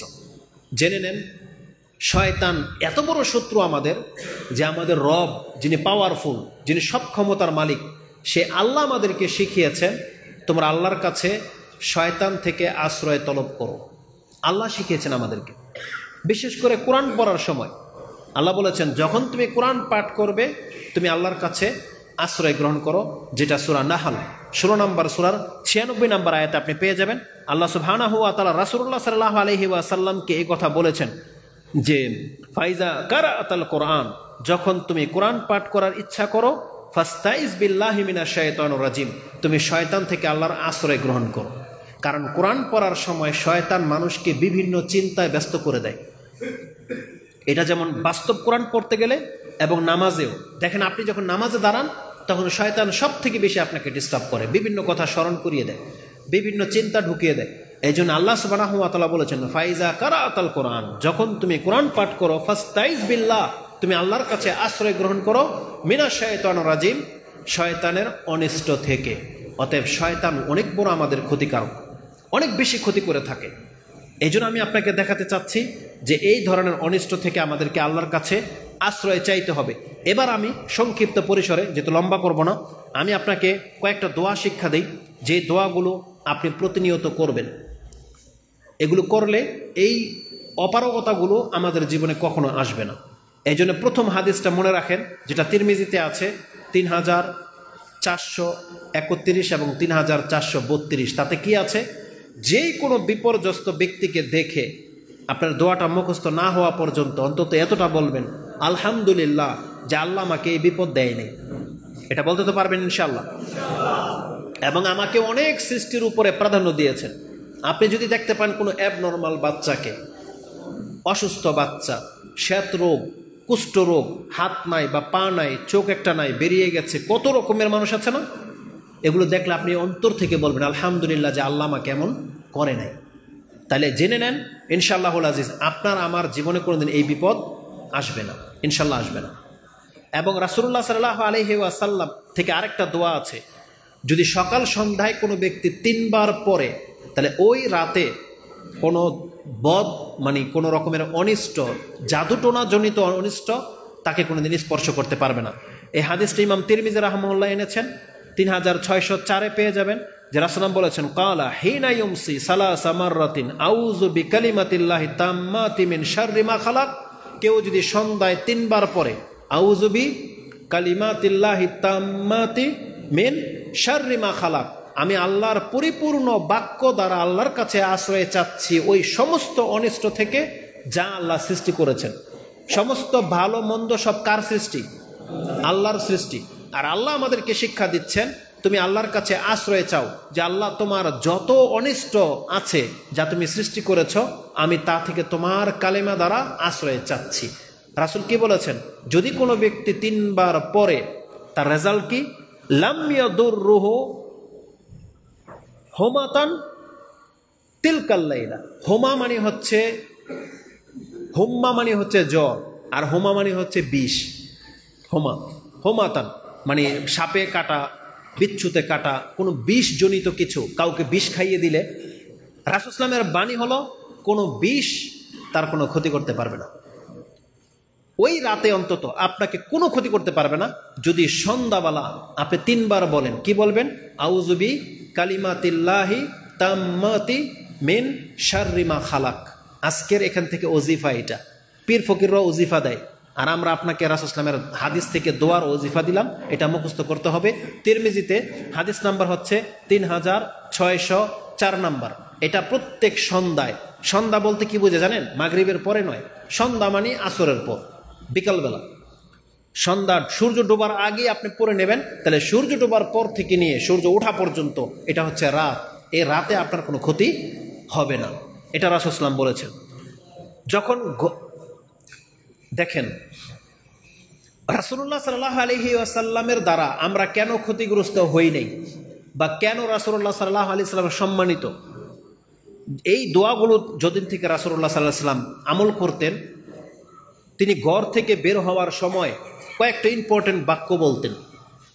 তিনি প্রথম বলতেন বিসমিল্লাহ, তাওয়াক্কালতু আলাল্লাহ, লা হাওলা ওয়ালা কুওয়াতা ইল্লা বিল্লাহ। এই এতটুকু কথা যেই ব্যক্তি বলে, শয়তান ওই ব্যক্তিকে বলে কাদ কুফিতা ও হুফিতা ও কামা কালা রাসূলুল্লাহ সাল্লাল্লাহু আলাইহি ওয়াসাল্লাম, তুমি নিজেকে মুক্ত করে নিলা, তুমি নিজেকে অনিষ্ট থেকে বাঁচিয়ে নিলা।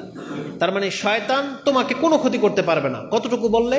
বিসমিল্লাহি তাওয়াক্কালতু আলাল্লাহি লা হাওলা ওয়ালা কুওয়াতা ইল্লা বিল্লাহ। এতটুকু যে ব্যক্তি বলবে, শয়তান বলে আজকে তুই আমার কাছ থেকে নিরাপদ, শয়তানকে কোনো ক্ষতি করতে পারবে না।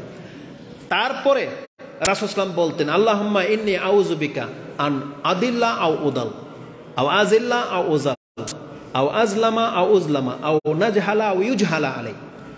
আল্লাহ, আমি তোমার কাছে আশ্রয় চাচ্ছি, আমি যেন কাউকে গুমরাহ না করি, কেউ যেন আমাকে গুমরাহ করতে না পারে। আমি যেন কাউকে লাঞ্ছিত না করি, কেউ যেন আমাকে লাঞ্ছিত করতে না পারে। আমি যেন কারোর সাথে মূর্খামি না করি, কেউ যেন আমার সাথে মূর্খামি না করে। কি আছে? ইন্নী আউযু বিকা আন আদিল্লা আও উদাল, আমি কাউকে যেন গুমরা না করি, কেউ যেন আমাকে গুমরা করতে না পারে। এটা কত বড় কথা বলেন তো দেখি। আপনি আল্লাহর কাছে আশ্রয় চাচ্ছেন, তার মানে যেই ব্যক্তি আল্লাহর কাছে আশ্রয় চায় আপনার ঈমান তার কাছ থেকে সেফ। আমরা প্রতিনিয়ত এই দোয়া পড়ি, আমরা যখন বক্তব্য সাজাই, আমরা যখন কথা বলার ইচ্ছা করি, তখন আমাদের সবচেয়ে বেশি টেনশন থাকে এইখানে। কারণ আমি যে বক্তব্যটা করব, হয় আপনি হক হলে হেদায়েত পাবেন, ভুল হলে গুমরা হবেন, দুইটার একটা। মাঝামাঝিতে কিছু আছে? আমার বক্তব্য যদি ভুল হয় আর আপনি আমাকে পছন্দ করেন, গ্রহণ করে নিলেন, তাহলে আপনিও ভুল পথ ধরে নিলেন। আর আমার কথা যদি হক হয়, তাহলে আপনি হকটাই পাইলেন। এই জন্য বক্তাদেরকে, শিক্ষকদেরকে এটা অবশ্যই মাথায় রাখতে হবে যে আমি নিজে গুমরাহ কিনা এবং অন্যকে আমি গুমরাহ করতেছি কিনা, এটা মাথায় রাখতে হবে। নাহলে কিয়ামতের মাঠে সবচেয়ে বড় ক্ষতিগ্রস্ত হবে এই ধরনের ব্যক্তিরা, যাদেরকে রাসূল সাল্লাল্লাহু আলাইহি ওয়াসাল্লাম শয়তান বলেছেন। শয়তান। রাসূলুল্লাহ সাল্লাল্লাহু আলাইহি ওয়াসাল্লাম একটা দাগ দিয়েছিলেন একদিন, খাত্তান খতোতান, একটা দাগ দিলেন। ওয়া খাত্তা খতোতান সিগারান, ডান দিকে আর বাঁ দিকে ছোট ছোট দাগ টানলেন, বললেন ওয়া হাযা সিরাতি মুস্তাকিম, এটা হচ্ছে আমার পথ, আর এগুলো হচ্ছে সুবুল ফাতাফাররাকা বিকুম, এগুলো হচ্ছে বিভিন্ন রাস্তা, তোমাদেরকে আমার রাস্তা থেকে সরিয়ে দেবে। আর প্রত্যেকটা রাস্তার মাথায় একজন করে শয়তান দাঁড়িয়ে আছে, যে তোমাকে তাদের দিকে ডাকবে। তার মানে গুমরাহ যারা, বিভিন্ন পথের অনুসারী, তাদেরকে রাসূল সাল্লাল্লাহু আলাইহি ওয়াসাল্লাম শয়তান বলেছেন। শয়তান। এই জন্য আমাদের চিন্তা সবচেয়ে বেশি থাকে যে যে মেসেজটা আমরা জাতির কাছে দেই এটা কতটা হক। এই জন্য আমাদের কাছে নোট থাকে, প্রত্যেকটা কোরআনের আয়াত এবং নাম্বার আমার কাছে লেখা থাকে। আমরা যখন সহিভাবে পাই তখনই আমি বক্তব্য সাজাই, নয়তো নয়। কিন্তু অধিকাংশ মানুষগুলো আপনি দেখতে পাবেন এরা বক্তব্যের মধ্যে গান বাজনা করে, নাচ গান করে, উঠে আজান দেয়, একটা গজল টান দেয়, বিভিন্নভাবেও টাইমটাকে নষ্ট করে, বিভিন্নভাবে। কিন্তু আমরা সেটা পারি না। আমরা এটা দায়িত্বের সাথে আপনাদের কাছে বক্তব্য করি, দায়িত্বের সাথে। আপনিও যখন কথা বলবেন আল্লাহর কাছে প্রতিনিয়ত এই আশ্রয় চাইবেন, আল্লাহ আমি যেন কাউকে গুমরা না করি, কেউ যেন আমাকে গুমরা করতে না পারে। আল্লাহুম্মা ইন্নী আউযু বিকা আন আদিল্লা আও উদাল আও আজলিমা আও উজলামা, আমি যেন কোনো ব্যক্তির উপরে জুলুম না করি, কেউ যেন আমার উপরে জুলুম করতে না পারে। আর আমি যেন কারোর উপরে মূর্খামি না করি, কেউ যেন আমার উপরে মূর্খামি না করতে পারে। কেউ যেন আমি যেন কাউকে লাঞ্ছিত না করি, কেউ যেন আমাকে লাঞ্ছিত করতে না পারে। বলেন তো দেখি, আমরা প্রত্যেকটা মুসলিম যদি এইভাবে চিন্তা করি যে আমি কারো মূর্খামির শিকার হইতে চাই না, আমি কারোর সাথে মূর্খামি করব না, তাহলে আমাদের সম্মান কিন্তু বজায় থাকবে। কিন্তু রাস্তাঘাটে দেখেন আমরা অধিকাংশ মানুষ একে অপরের উপরে হয় জুলুম করি, না হয় মূর্খামি করি, না হয় তার উপরে জুলুম করি। এগুলো হচ্ছে আমাদের স্বভাব। আমরা সব রাস্তাঘাটে চলতে গেলেই দেখবেন যে আমরা কাউকে পাত্তাই দেই না, মূর্খামির সংখ্যাই সবচেয়ে বেশি। আপনি রাস্তা আটকে দিয়ে দাঁড়িয়ে আছেন, আপনাকে বললে উল্টা আপনার উপরে চড়াও হয়ে যাবে, তাহলে এগুলো মূর্খামি। আপনাকে একটা ছোট্ট একটা ভুল হলে আপনাকে একটা ভৎসনা করে দিয়ে বসে থাকবে, গালি দিবে। তো এগুলো আমাদের মধ্যে সবচেয়ে বেশি। কিন্তু রাসূলুল্লাহ সাল্লাল্লাহু আলাইহি ওয়াসাল্লাম প্রতিদিন ঘর থেকে বের হলে তিনি আল্লাহর কাছে দোয়াগুলো করতেন, আল্লাহ আমি যেন এই ব্যক্তি না হই। এই জন্য দেখেন আল্লাহ সুবহানাহু ওয়া তাআলার কাছে আমাদেরকে প্রতিনিয়ত এইভাবে আশ্রয় চাইতে হবে। আমি যদি গুনে গুনে আপনাকে দেখাই, এখানে বসে 50টা আপনাকে দেখানো সম্ভব যে রাসূল সাল্লাল্লাহু আলাইহি ওয়াসাল্লাম এই সমস্ত বিষয় থেকে আল্লাহর কাছে আশ্রয় চাইতেন। যুবকরা, পুরুষরা বিশেষ করে সকাল সন্ধ্যা আপনাদেরকে দোয়া পড়তে হবে যে আল্লাহুম্মা ইন্নী আউযু বিকা মিনাল হাম্মি ওয়াল হুজন ওয়াল আজজি ওয়াল কাসালি ওয়াল জুবনি ওয়াল বুখল। আল্লাহ আমি তোমার কাছে পেরেশানি থেকে, দুশ্চিন্তা থেকে তোমার কাছে আশ্রয় চাই, আমি অপারগতা থেকে তোমার কাছে আশ্রয় চাই, আমার কাপুরুষতা থেকে তোমার কাছে আশ্রয় চাই, আমি কৃপণ হওয়া থেকে তোমার কাছে আশ্রয় চাই, এবং আউযু বিকা মিন গালাবাতিদ দাইন ওয়া কাহালির রিজাল, আমি কাপুরুষতা থেকে এবং ঋণে ডুবে যাওয়া থেকে তোমার কাছে আশ্রয় চাই। এইভাবে যত রকমের অনিষ্ট আছে আমাদেরকে প্রতিনিয়ত আল্লাহর কাছে আশ্রয় চাইতে হবে। আল্লাহুম্মা ইন্নী আউযু বিকা মিনাল মাসামি ওয়াল মাগরাম, আল্লাহ আমি তোমার কাছে পাপ করা থেকে এবং নিজের উপরে জরিমানা লেগে যাওয়া থেকে তোমার কাছে আশ্রয় চাই। আর জেনে নেন যে কোনো অপরাধী কিন্তু মানুষ জরিমানা দিতে হয়। আপনি ধরেন কথার কথা, এখন বর্তমানে কার্ডের যুগ, আপনি বিকাশে বা পাঞ্চ করে কার্ড কাউকে টাকা পাঠান বা বিল পে করেন, অনেক সময় দেখা যায় আপনার ভুলের কারণে টাকা পাঠাবেন, যার কাছে টাকা চলে গেছে আরেকজনের কাছে, ওই টাকা আপনি রিটার্ন পাচ্ছেন না, তাহলে আপনার ক্ষতি হলো, জরিমানা লেগে গেল। তা আপনি আল্লাহর কাছে চাইবেন। অথবা রাস্তা দিয়ে যাচ্ছেন, আপনার একটা ভুলের কারণে কোনো ব্যক্তির গাড়ির লাইট ভেঙে গেল, গ্লাস ভেঙে গেল, কারো আপনার বাড়ি খেয়ে কারো হাতের মাল সামান নষ্ট হয়ে গেল, জরিমানা আপনাকে দিতে হবে। কিন্তু রাসূলুল্লাহ সাল্লাল্লাহু আলাইহি ওয়াসাল্লাম আল্লাহর কাছে আশ্রয় চাইতেন যে আল্লাহুম্মা ইন্নী আউযু বিকা মিনাল মাসামি ওয়াল মাগরাম, আল্লাহ আমি তোমার কাছে পাপ হওয়া থেকে এবং জরিমানা লেগে যাওয়া থেকে তোমার কাছে আমি আশ্রয় চাচ্ছি। এই জন্য সংক্ষিপ্ত করে দিতে চাচ্ছি বক্তব্যকে, যে আমাদের মূল মেসেজ হচ্ছে, দেখেন আমাদেরকে প্রতিনিয়ত আল্লাহর কাছে আশ্রয় চাইতে হবে। আর এই বক্তব্যটা আমি এই জন্য সাজিয়েছি যাতে করে এই ধরনের ভূমিকম্প, দুর্যোগ, বিপর্যয়, ক্ষয়ক্ষতি, অনিষ্ট, পেরেশানি, এগুলো সব আপনার জীবন আমার জীবন থেকে সরে যাক, আমরা আল্লাহর কাছে আশ্রয় গ্রহণ করতে হবে। এটা প্রতিনিয়ত আমাদেরকে করতে হবে, এটা ছোটোখাটো কোনো বিষয় নয়। মুহাম্মদুর রাসূলুল্লাহ সাল্লাল্লাহু আলাইহি ওয়াসাল্লাম তিনি প্রত্যেক সালাতে পাপ হওয়া থেকে, ঋণে ডুবে যাওয়া থেকে, বার্ধক্য থেকে, হারাম মানে হচ্ছে একেবারে বয়স্ক হয়ে যাওয়া, তারপরে চলতে ফিরতে অক্ষম হয়ে যাওয়া, এবং এমন অভাব যেই অভাবে মানুষ দিশা হারায় ফেলে, এমন অভাব থেকে রাসূল সাল্লাল্লাহু আলাইহি ওয়াসাল্লাম আশ্রয় চাইতেন। এত পয়সাওয়ালা হওয়া থেকেও আশ্রয় চাইতেন, যেই পয়সাওয়ালা কারুন ফেরাউন হয়ে যায়। এই যে কারুন আর ফেরাউন কিসের কারণে হয়েছে? টাকার কারণে, ক্ষমতার কারণে হয় নাই। আজকে আমাদের সমাজের কিছু মানুষ এই ক্ষমতার কারণে ফেরাউন হয়ে যায়, ইসলামের বিপক্ষে কথা বলে স্বৈরাচার হয়ে যায়, তাওয়াক্কুই করে না কাউকে, শুধু নেতৃত্বের লোভে। আপনাকে আমাকে আল্লাহর কাছে আশ্রয় চাইতে হবে। এই ধরনের নেতৃত্ব আল্লাহ আমরা চাই না। যেই ক্ষমতা, যেই পয়সা, যেই দাপট, যেই নেতৃত্ব আমাকে আমার অস্তিত্বকে ভুলিয়ে দেয়, এই ধরনের বিষয় থেকে আমাদেরকে আল্লাহর কাছে আশ্রয় চাইতে হবে প্রতিনিয়ত। আর রেজাল্ট কি? আগেই বলেছি, যখন কোনো কিছু থেকে কোনো ব্যক্তি আল্লাহর কাছে আশ্রয় চাইবে, আল্লাহ তাকে বালা মুসিবত থেকে মুক্ত করে দেবেন। এটা অনেক বড় একটা ব্যাপার। আমি আমার মতো করে কিছু কথা বলেছি, আল্লাহ সুবহানাহু ওয়া তাআলা যেন আমাদেরকে বোঝার এবং সে অনুযায়ী আমল করার তৌফিক দান করে। আমরা যখনই কোরআন সুন্নাহ থেকে কিছু কথা বলি, আমাদের উচিত সে কথাগুলো হক হলে গ্রহণ করে নেওয়া এবং আমল করা। আপনারা ইমাম বুখারী, মুসলিম, আবু দাউদ, তিরমিজিতে অসংখ্য দোয়া আছে, সেই দোয়াগুলো এক এক করে আপনারা মুখস্থ করবেন আর প্রতিনিয়ত সেগুলো পাঠ করার চেষ্টা করবেন। আল্লাহ আমাকে এবং আপনাদেরকে আমল করার তৌফিক দান করুন, আমিন।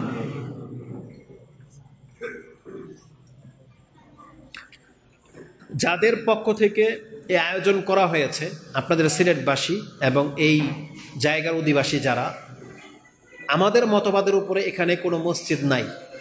যেভাবে আমরা খুতবা দিই, যেভাবে আমরা কথা বলি, এইভাবে কোনো মসজিদে দাঁড়িয়ে কথা বলা, খুতবা দেওয়ার মতন পরিবেশ পরিস্থিতি এখনও আপনাদের এই অঞ্চলে হয়নি। আলহামদুলিল্লাহ একটা হয়েছে সিলেটে, তাকওয়া মসজিদ, যেটা আগামীকাল সেমিনার, বড় প্রোগ্রাম হবে 2 দিন। আপনারা অবশ্যই এই 2 দিন সেখানে উপস্থিত হওয়ার চেষ্টা করবেন ইনশাআল্লাহ। বড় বড় শেখেরা আসবে, আপনারা তাদের বক্তব্য শুনবেন। এটা দেখতে পাচ্ছেন যে সিরাতুল মুস্তাকিম কনফারেন্স লেখা হয়েছে। যে ভাইয়েরা করেছেন বা আপনারা যারা যেখান থেকে এসেছেন, এই অঞ্চলের অধিবাসী যারা, আপনাদের উপর একটা দায়িত্ব, আপনারা এমন একটা মসজিদ এখানে করেন বা আপনার মসজিদকে এমন তৈরি করে দেন যেখানে কোরআন সুন্নাহ দিয়ে সরাসরি বক্তব্য পেশ করা হবে, খুতবা দেওয়া হবে, সেখানে কোনো গালগপ্প হবে না, সেখানে শিরিক বেদাতের কোনো স্থান থাকবে না। আপনারা এমন একটা মসজিদ তৈরি করেন, তাহলে বুঝতে পারবেন যে হক আর বাতিল কী জিনিস। যখন আমাদেরকে কথা বলতে দেওয়া হয় না, তখন আপনি বুঝতে পারবেন না যে হক কোনটা বাতিল কোনটা। কিন্তু যখন 2 রকমের কথা আপনার কানে স্পর্শ করবে, তখন আপনার সিদ্ধান্ত নিতে সহজ হবে যে কোনটা হক। এই জন্য এমন একটা মসজিদ আপনাদের এখানে জরুরি। আর স্বাধীন দেশ হিসাবে, বাংলাদেশ হিসাবে প্রত্যেক মতবাদের যেমন অধিকার আছে মসজিদ করার, আমাদের অধিকার আছে। আমরা যেরকম শিক্ষা শিখছি, আমাদের মসজিদ আমাদের মতো করে পরিচালিত হবে। সবাই দাবি করে কোরআন সুন্নাহ, যতগুলো বাংলার মসজিদ আছে সবাই বলে আল্লাহর জন্য, সবাই বলে এটাই হক। আমরাও একটা মসজিদ করবো, আমরাও বলবো এটা আল্লাহর জন্য, এটা আল্লাহ, এটা হক। ফয়সালাটা তো কিয়ামতের মাঠে হবে। কিন্তু আপনি বাধা দেওয়ার কে? বিষয়টা এমনভাবে নিতে হবে যে আমি এখানে মসজিদ করতে চাই, আপনি বাধা কেন দেবেন? আমি এখানে বক্তব্য করতে চাচ্ছি, আপনি বাধা কেন দেন, ইন্টারফেয়ার কেন করেন? আমাকে কথা বলতে দেন, সিদ্ধান্ত নেওয়া না নিয়ে তো আপনার ব্যাপার। ব্যাপারটা এরকম নয়। কিন্তু আজকে অধিকাংশ দেখেন আমাদের মাহফিলগুলো থেকে বাধাপ্রাপ্ত হয়। তার আগে ঐক্যজোট হয়ে 14 বলছে 100 মসজিদের ইমাম গিয়ে পুলিশের কাছে রিপোর্ট করেছে এখানে বক্তব্য হইতে দেওয়া হবে না, রক্ত ঝরবে। এটা কোনো ভাষা? কেন রক্ত ঝরবে কেন? আপনার অঞ্চলে যদি যাত্রা গান হতে পারে, আপনার অঞ্চলে যদি নর্তকী নাচতে পারে, তাহলে আমাদের বক্তব্য হতে দোষের কোথায়? আপনার ইমানের জাজবা থাকলে আপনি প্রত্যেকটা সিগারেটকে রোধ করে দেখান, প্রত্যেকটা মিউজিককে আপনার সমাজ থেকে উৎখাত করে দেখান, প্রত্যেকটা গান বাজনাওয়ালাটাকে আপনি থামিয়ে দেখান, প্রত্যেকটা বেনামাজিকে নামাজ পড়ে দেখান। যেই অঞ্চলে যেই ঘরের মধ্যে বিয়ে শাদীর মধ্যে হিন্দুয়ানা রীতিনীতি অবলম্বন করে সেই বিয়ে শাদীকে বয়কট করে দেখান, তখন না বাপের বেটা। কিন্তু সমস্ত পাপ চলে, আপনার ইন্টারফেয়ার নাই। যেখানে এমনও গান গায় বলতেছে যে মুর্দাকে জিন্দা করে কে, বস আমার খাজাজি করে। এই গান যেখানে বাজে তখন আপনার লাঠি সোটা কোথায়? আপনার রক্ত তখন গরম হয় না? আর যখন আল্লাহর দিকে আমরা ডাকি আর তখন বলেন রক্ত ঝরবে, এসব ভাউদাবাজি পাইছেন কোথায়? কোরআন সুন্নাহর দিকে ডাকলে আপনি বললেন এই বক্তব্য হইতে দেওয়া যাবে না, এখানে রক্ত ঝরবে।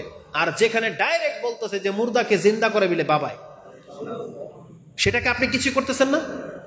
যেখানে উন্মুক্ত গান চলে, দেহ চাইলে দেহ পাবি, মন চাইলে মন পাবি, কাপড় খুলে দিচ্ছে, ওই সমস্ত মঞ্চে আপনি বাধা দেওয়ার কোনো কিছুই করলেন না, আর আপনি কোরআন সুন্নাহর বক্তব্যের মধ্যে এসে বাধা দেবেন? এটা কোন ধরনের নেচার আপনার? এই ক্ষমতা শুধু খাটাচ্ছেন শুধু আপনার মতবাদের সংখ্যার লোক বেশি বেদায়। কিন্তু যেই জায়গায় আমাদের মতবাদের লোক বেশি, সাহস থাকলে একবার গিয়ে বলেন তো দেখি যে বন্ধ করে দেবো মাহফিল। আমার তো মনে হয় না যে জবানলে আপনি ফিরে আসতে পারবেন বলে মনে হয়। তাহলে বাপের বাটাগিরি সব জায়গায় চলে না। বাংলার জমিন হচ্ছে কথা বলার জায়গা, যার যেখানে ক্ষমতা সে কথা বলবে। আপনিও কথা বলেন, আপনাকে তো আমরা বাধা দিতে যাইনি। জনগণকে ছেড়ে দিতে হবে, সব রকমের কথা বলা হবে, জনগণ ডিসাইড করবে কার কথা নেওয়া যাবে কার কথা নেওয়া যাবে না। বিবেক আল্লাহ প্রত্যেককে দিয়েছেন। তাহলে মাজারের দাওয়াত যদি বাংলার জমিনে চলতে পারে, ইনশাআল্লাহুল আজিজ কোরআন সুন্নাহর দাওয়াত আমাদের দ্বারা চলবে, বন্ধ হবে না কোনোদিন ইনশাআল্লাহ। আল্লাহ যেন তৌফিক দান করে। এই জন্য আপনাদের এখানে নাকি অস্থায়ীভাবে একটা মসজিদ করা হয়েছে। অস্থায়ী, দেখেন মুসলিমদের মসজিদ অস্থায়ী এটা হইতে পারে না। আপনারা উদ্যমী হন, এই দাওয়াতকে বোঝার চেষ্টা করেন যে আমরা কারা, আমরা কি কথা বলি।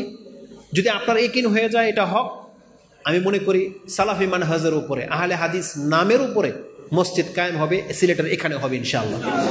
এই জন্য আপনাদের একতা অত্যন্ত জরুরি। একাগ্রতা ছাড়া কিছু হবে না, দশের সাপোর্ট ছাড়া কিছুই হবে না।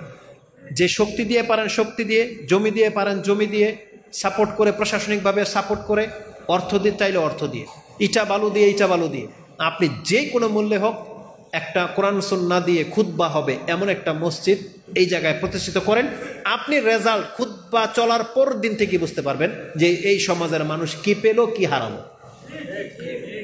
কোরআন সুন্নাহ দিয়ে বক্তব্য শোনার পর কোনো মানুষের ইমান মরে যাবে এমন হইতে পারে না।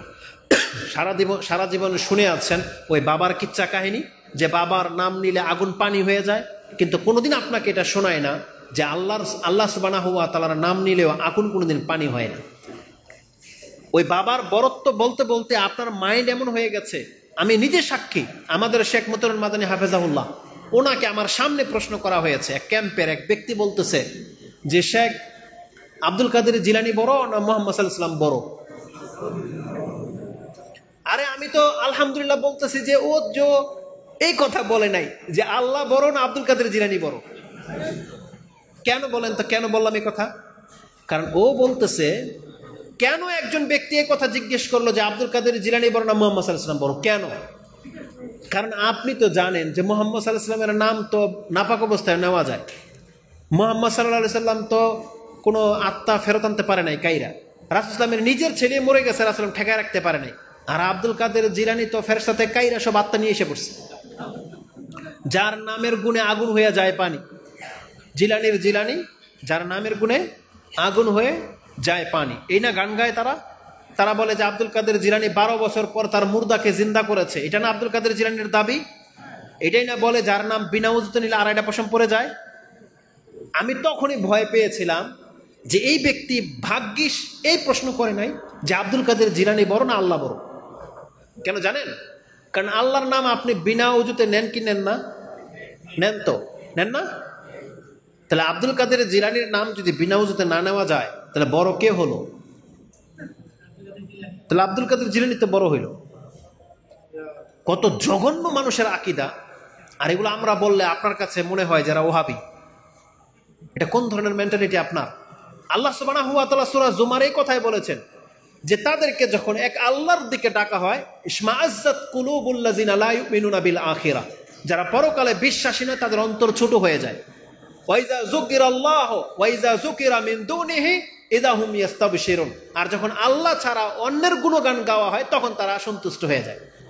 যখন ওই যে আব্দুল কাদের জিলানী, খাজা মঈনুদ্দিন চিশতি, শাহপরান, শাহজালাল, অমুক তুমুক এদের বরত্ব বর্ণনা করব, তখন এরা সন্তুষ্ট, ও আল্লাহর ওলিদের সম্মান করে। আর যখন আমরা আল্লাহর দিকে ডাকি তখন আপনার অন্তর ছোট হয়ে যায়, যে বলেন যে আর আল্লাহর ওলিদের মান্য করে না। এই জন্য আপনার বিবেকটাকে কাজে লাগানোর চেষ্টা করেন। আমাদের দাওয়াত একমাত্র আল্লাহর দিকে হবে, কোনো ব্যক্তির দিকে নয়। কার দিকে হবে? একমাত্র আল্লাহর দিকে। ইনশাআল্লাহুল আজিজ মসজিদ করেন, তখন আমাদের খুতবা শুনে আপনি বুঝতে পারেন আমরা কোন দিকে ডাকি। আল্লাহ তৌফিক দান করুন। জি, এটা কি? ও, এটা শেখ আব্দুর রাজ্জাক বিন ইউসুফ হাফেজাহুল্লাহ ওনার প্রতিষ্ঠান থেকে ছাপা হয়, আল ইতিসাম, এবং আত-তাহরিক একটা পত্রিকা আছে, আরেকটা কি আছে যেন আল আরাফা, আরেকটা যেন কি আল ইখলাস। আর এরকমের প্রায় আলহামদুলিল্লাহ আহলে হাদিস এই মানহাজের পক্ষ থেকে এক এক শেখের প্রতিষ্ঠান থেকে এক একটা পত্রিকা ছাপা হয়, তার মধ্যে এটা একটা অন্যতম, আল ইখলাস। এই জন্য যার কাছে যেটা অত্যন্ত সহজ বা ভালো মনে হয় প্রত্যেকটা পত্রিকা আমি মনে করে রাখা উচিত। আর যেটা আপনার কাছে সহজে পৌঁছে যাবে, যদি আল ইখলাস আপনার কাছে সহজে পৌঁছে দেয়, আপনি এটা আল ইতিসাম, তাহলে অবশ্যই আপনি আল ইতিসাম পড়বেন। কারণ যেহেতু জ্ঞান গর্বের ভিত্তিতে এগুলো তাহকিক করে লেখা হয়, এটি আমাদের দাবি। আল্লাহ সুবহানাহু ওয়া তাআলাকে হক কথা বলার, প্রচার করার তৌফিক দান করুন, এবং আমাদেরকে এটা গ্রহণ করার তৌফিক দান করুন। জি, এগুলো গ্রহণ করবেন, এবং আমাদের শিক্ষকদের, শেখদের বক্তব্যগুলো, ওই বক্তব্যগুলো শোনার চেষ্টা করবেন, এবং বইগুলো কেনার চেষ্টা করবেন, কারণ এগুলো দলিল হিসেবে আপনার কাছে থেকে যাবে ইনশাআল্লাহ। আর বিতর্কিত বিষয় নিয়ে মানুষের সাথে এত তর্ক করবেন না। আমাদের মূল দাওয়াত আপনি আল্লাহর বান্দা হন, এটা আমাদের মূল দাওয়াত। আপনি কোনো বান্দার বান্দা হয়েন না, আমাদের দাওয়াত আপনি আল্লাহর বান্দা হন। কোনো আল্লাহর ওলি মানুষ ধর না, কখন ধরে? প্রেসিডেন্ট যদি বলে, আপনাকে নাম্বার দিয়ে দেয় যে তোমার যখন প্রয়োজন সরাসরি আমাকে ফোন দিবা, এই নির্বোধ কি কোনো দিন পিয়নকে খুঁজবে? কি মনে করে ওর পিয়নের কোনো দরকার আছে? আর না কোনো এমপির দরকার আছে? তাহলে আল্লাহ যখন বলেছে ফাদু, আল্লাহ বলছে ওয়াকাল রাব্বুকুম উদউনি আস্তাজিব লাকুম, তোমার রব বলতেছে আমাকে ডাকো, আমি তোমার ডাকে সাড়া দেব। তাহলে আপনি আবার ওলি কেন খোঁজেন? স্বয়ং মালিকই তো আপনাকে অনুমতি দিয়ে দিছে, আমাকে ডাকো, আমি তোমার ডাকে শুনবো। আপনার ওলি কেন খোঁজেন? অলির কোনো দরকার পড়বে না। অলি তো তার দরকার পড়বে যেই ব্যক্তি আল্লাহকে পায়নি। কিন্তু প্রত্যেকটা মুসলিমের তো আল্লাহর সাথে গাঢ় সম্পর্ক আছে। আল্লাহ তো রাসূলদেরকে এই জন্য পাঠিয়েছেন যে আমার বান্দাদেরকে আমার দিকে ফিরে আসতে বলেন, এই সমস্ত মধ্যস্থতাকারীদেরকে ছাড়তে বলেন। তারা মধ্যস্থতাকারীকে নিযুক্ত করেছিল, তারা বলতো মা না'বুদুহুম ইল্লা লিয়ুকাররিবুনা ইলাল্লাহি যুলফা, এই সমস্ত মূর্তিগুলো তো আমরা এই জন্য শুধু ইবাদত করি যে এরা আমাদেরকে আল্লাহর কাছে পৌঁছে দেবে। আল্লাহ মুহাম্মদ সাল্লাল্লাহু আলাইহি ওয়াসাল্লামকে পাঠিয়ে বলতে এগুলো সব ভেঙে দেন, আর বলেন এরা তোমাকে আল্লাহর কাছে পৌঁছাবে না, তোমরা এমনি আল্লাহর কাছে পৌঁছতে পারবা, শুধু আল্লাহকে ডাকো, সরাসরি আল্লাহকে ডাকো। এটা ছিল ইসলামের দাওয়াত। কিন্তু নির্বুধরা নিজের দিকে নিয়ে নিল যে এরা আমাদের মাবুদদেরকে ধ্বংস করতে আসছে, অথচ এরা মাবুদ ছিলই না কোনোদিন। এটা হচ্ছে আমাদের দাবি। বাংলার জমিন এই সমস্ত মাজারের ভক্ত যারা চিল্লায়, যেটা এই যে আলফাল কথা দিয়ে যুক্তি দেয়, ইনশাআল্লাহ যে আপনি যদি জ্ঞানী হন, কোরআন হাদিস পড়া শুরু করে দেন, এরা টিকবে না, বাংলার জমিনে টিকবে না। কিন্তু আপনারা তো পড়ালেখা করেন না দেখা তারা আপনার উপরে পাওয়ার দেখায়। আপনার জন্য আল্লাহ যে বলেছেন ইকরা, তুমি পড়ো, এটা কাকে বলেছেন? কোনো হুজুরকে? সব প্রত্যেকটা মানুষকে। ইনশাআল্লাহ এই ইকরা নিয়ে আগামীকাল বক্তব্য হবে তাকওয়া মসজিদের কনফারেন্সে, ওটাই দেওয়া হয়েছে আমার বিষয়। আসেন ইনশাআল্লাহ শুনতে পাবেন। আল্লাহ আমাদেরকে তৌফিক দান করুন। তাহলে এই অস্থায়ী মসজিদকে স্থায়ী রূপ দেওয়া এটা আপনাদের দায়িত্ব। আল্লাহ কবুল করেন, বলেন আমিন। সুবহানাকাল্লাহুম্মা রাব্বানা বিহামদিকা আশহাদু আল্লা ইলাহা ইল্লা আনতা আস্তাগফিরুকা ওয়া আতুবু ইলাইক। আসসালামু আলাইকুম ওয়া রাহমাতুল্লাহ।